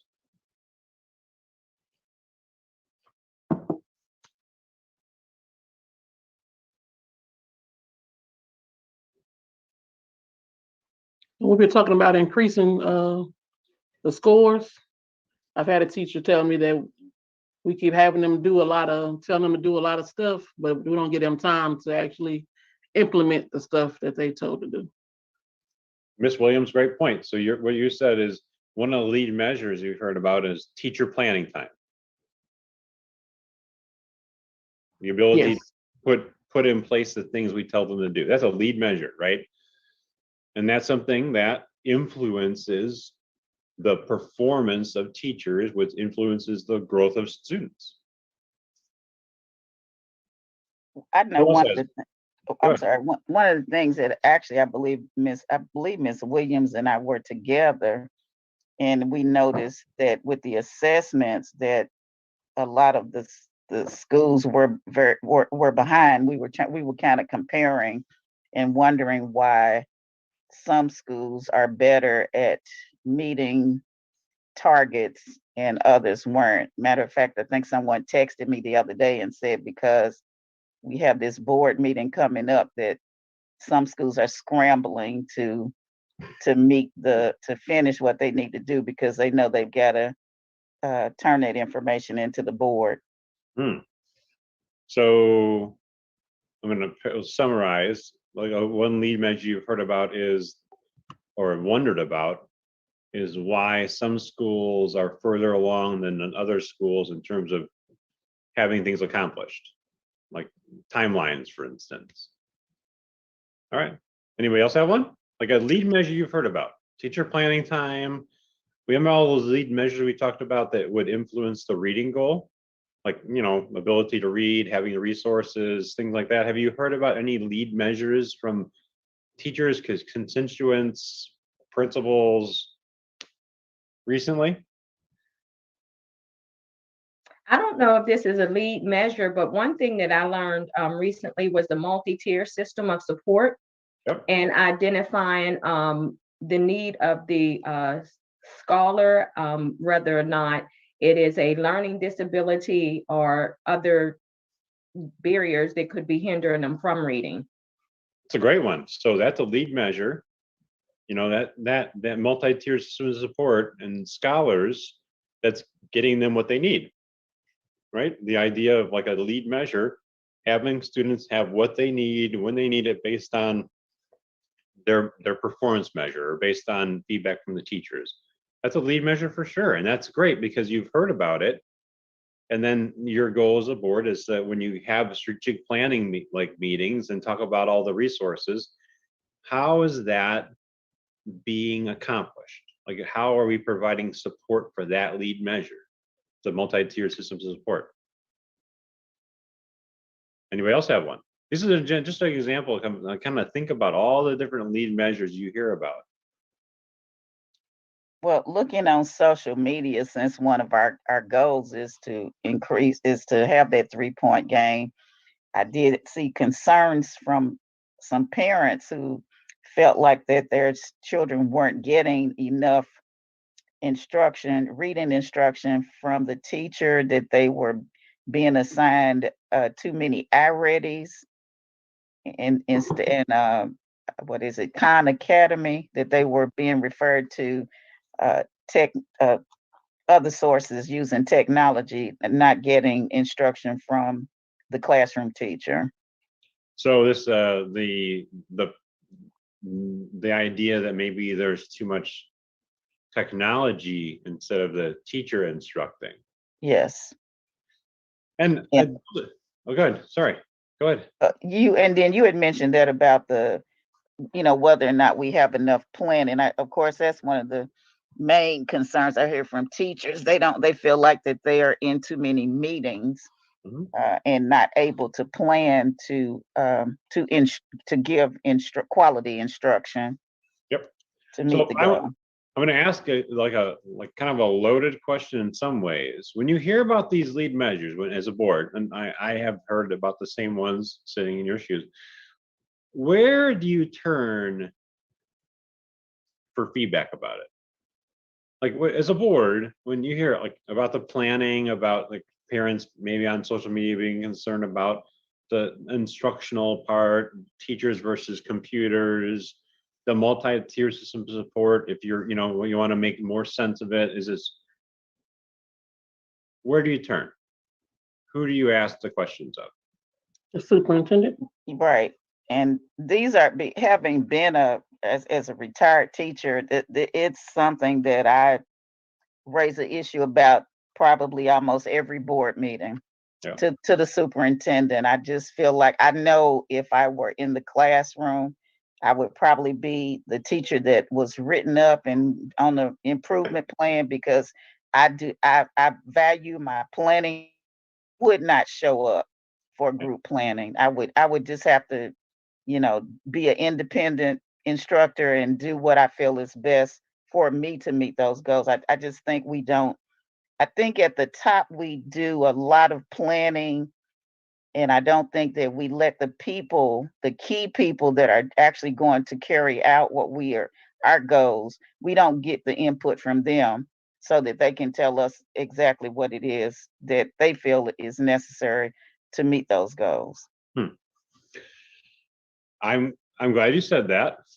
I'm glad you bring it up to the superintendent and the team. That's the role of the board, right? I mean, we want to bring that up to the superintendent and the team and ask questions about these things we hear about.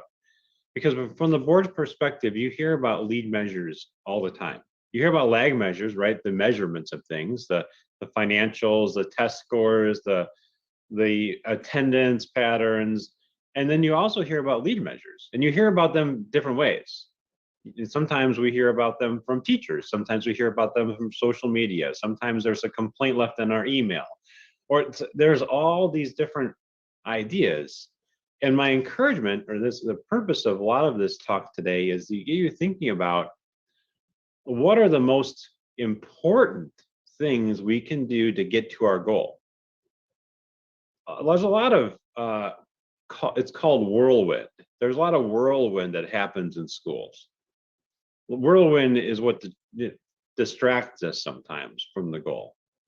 And some of the whirlwind is right now COVID, and some, getting substitute teachers, getting teachers, retaining people. That there's a lot of whirlwind happening within principals and in school systems. So these lead measures, when questions come up, this cause data, like that's the process, right? Seek out the superintendent, seek out the designee, ask the question when you hear about them to make sure that we are fulfilling our mission. The lead lag measure kind of idea is a perfect opportunity for you all as board members to ask questions about how we're operating schools, not the day-to-day operations, right?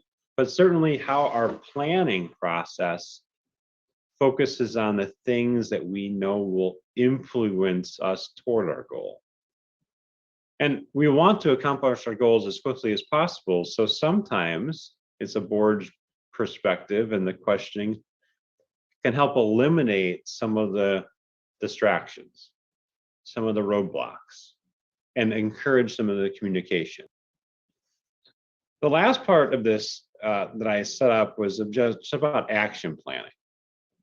And most every school board I work with has some sort of strategic plan in place, right? Either it's a 1-year plan or a 5-year plan or a 5-year plan twice revised because of COVID right now. So the plan is important. The discipline of focus, I think, is one thing I hope I leave you with today. And that's like these focus areas, the goals and the percentages, and having 1 or 2 wildly important goals is what leads to success. Sometimes we do too much. And the problem, and I use this sometimes as a graphic, is that with all the things happening in schools, sometimes it's very, very chaotic. So I wonder why some schools have things done before others. I wonder why some schools have increasing in scores and others don't. I wonder why, those I wonder statements. And we try to get to more aligned work. And sometimes alignment is about simplicity. Clayton Public Schools it's a very complex organization. And the wildly important goals in the strategic plan are meant to really drive you toward one place. So from a board perspective, and we'll leave it like this, and we'll open up to questions and any final thoughts, because it's a chance to kind of share what you're thinking. Always consider the WIG. Always consider that wildly important goal. Is our strategic plan, all the different actions, aligned to that wildly important goal we have set for ourselves? Maybe 1, maybe 2. When questions come up regarding lag measure data, think about the plan and what lead measures there are. And direct questions about this lead and lag measures to the curriculum administrators. Those data sources we showed you from the plan overview and the CCRPI are ways to compare. They're also perfect opportunities to wonder about things. And your wonderings can help guide the system forward. Your wonderings, like you did today, I wonder why we have such a high total enrollment. I wonder if the students who are here longest grow the most. I wonder if the certified teacher makes a difference. If the certified teacher classrooms grew at a higher rate than the non. I wonder if the right resources are in place for the right students. Those wonderings allow you as a board to ask questions that influence how resources are allocated. I think that's the best part about being on a board, is that you have this unique overview, 10,000-foot perspective of how things are being done, and you also can ask key questions about how we can move forward. So I've kind of wrapped it up. I wanted to open up any discussions or any wonderings or any investigations for further discussion. Oh, we have a hand up, Ms. Hill. I would just like to end with, I wonder what it would be like if we had effective communication from the classroom to the boardroom. Can you expand on that a little bit? Just as Madam Chair had indicated, just understanding what's happening from a teacher's perspective, because they work most closely with our scholars. I think that they're an intricate part in us understanding what's happening throughout the district, and just them having the ability to effectively communicate their needs and what it looks like on a day-to-day for them. I know we have limitation as a governing body, as a board, but I would like for if our district can foster something that will allow them to be more comfortable with helping us to understand their needs to ensure that it's getting back to our scholars. I can I add one more thing to that, Ms. Hill? I think Absolutely, absolutely. so. I love that idea of, you know, two-way feedback between the boots on the ground, teachers and the board. I also would include the primary customer, which is the student, right? So I think one of the things, like the primary customer of your organization are the students and their families, obviously, right? The students.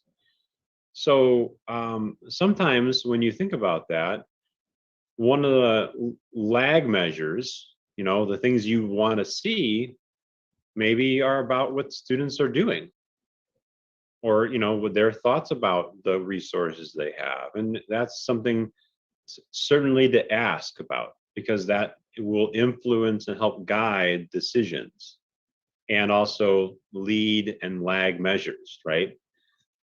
Great point, Ms. Hill. I like that a lot. And I would like to piggyback off of both of you all, because we're saying from the classroom to the boardroom. But I think if we really looked at the hierarchy, going back to what you just said, Mr. Schroeder, about the customer. So, you know, if there could be a conversation between the student and the teacher as far as what helps the customer, as you said, learn better. And then if it just went on up from then the student to the teacher to the principal up to over him, and then, you know, and getting it all the way up, then from that to the executive cabinet of the superintendent, and then to us, because the reality is that the board is going to act on the recommendations from the superintendent.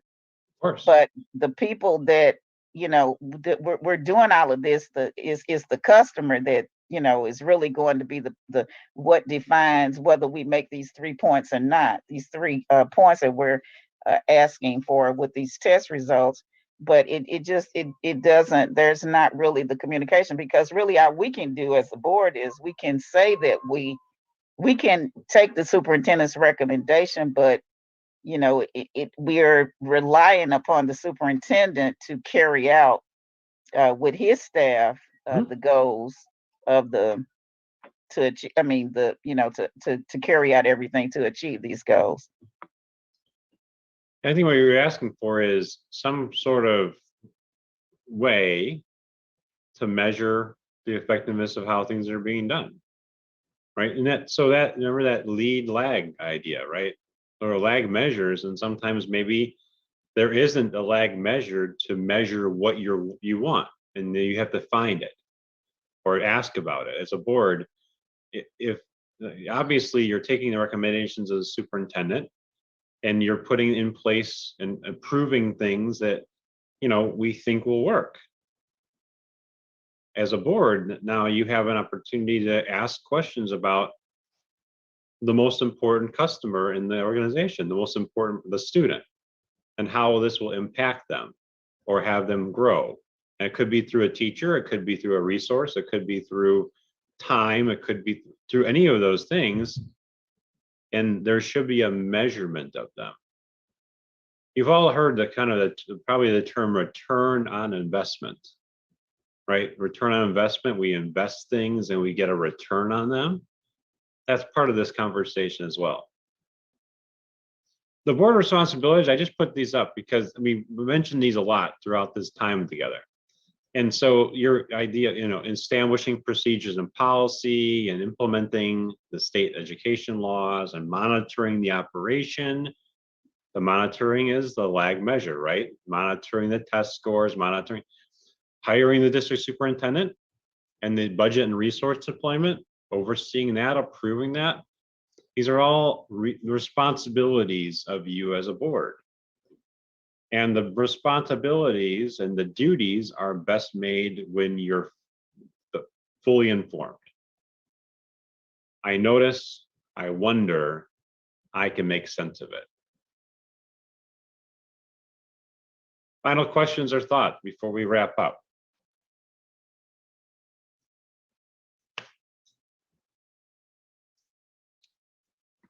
Well, I would like to say that I've been kind of texting back and forth with Dr. Rump Carter, and I was just saying I felt like this has been quite thought-provoking as far as, going forward and even sitting through a board presentation.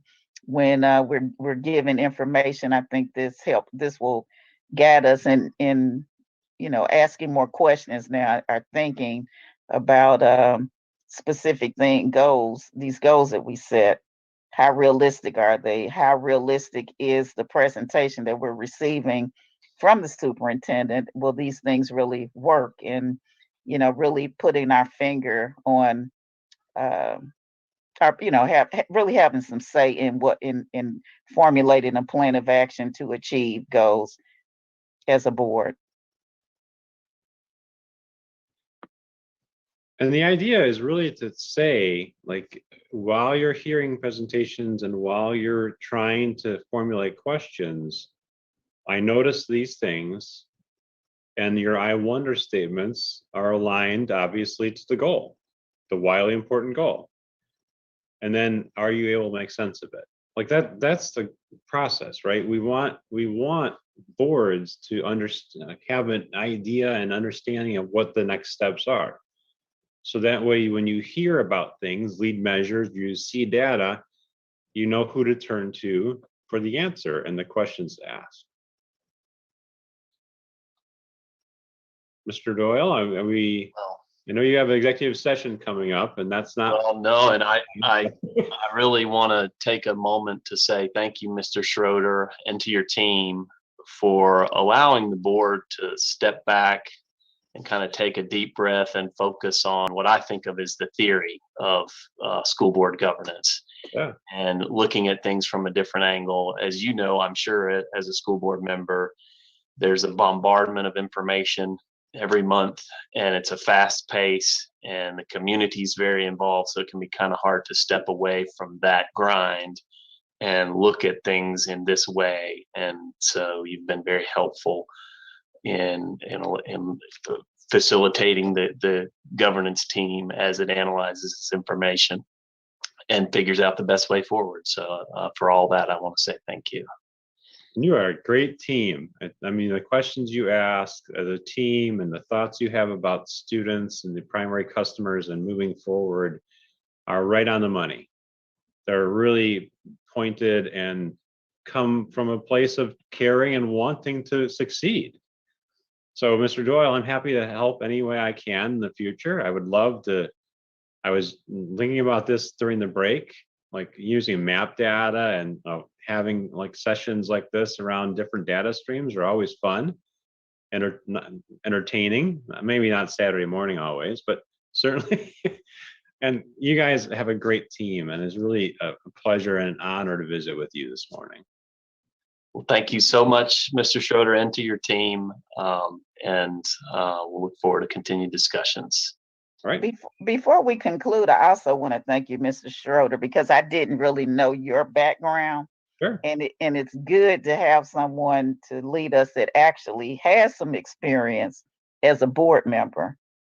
Because oftentimes, we have a lot of training, we get a lot of training, and we get these so-called experts, but we don't get it from the perspective of someone who's actually walked in our shoes or is even walking in our shoes. Sure. And that makes a difference. There is a set presentation that we do around the use of data, and in truth, it really is designed to be a teacher administrator kind of presentation, right? A training. So I think approaching things from a board perspective is much different. It doesn't have to be completely different, because you have time to ask those questions as well. You have like opportunities to think about the wildly important goal and how to really move the system forward from your role. And that's the best part about sessions like this, is that as we think about it and follow up, it gives us a chance to really dive deeper and see how we can, remember that story at the beginning?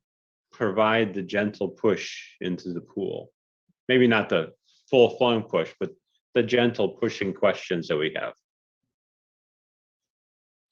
Well, it's been a pleasure. I'm going to go upstairs out of the basement and go get a couple of donuts from our local bakery with my lovely wife. And good luck in the 0-degree temperatures. May it be 10 degrees by now if it's warmed up a little bit.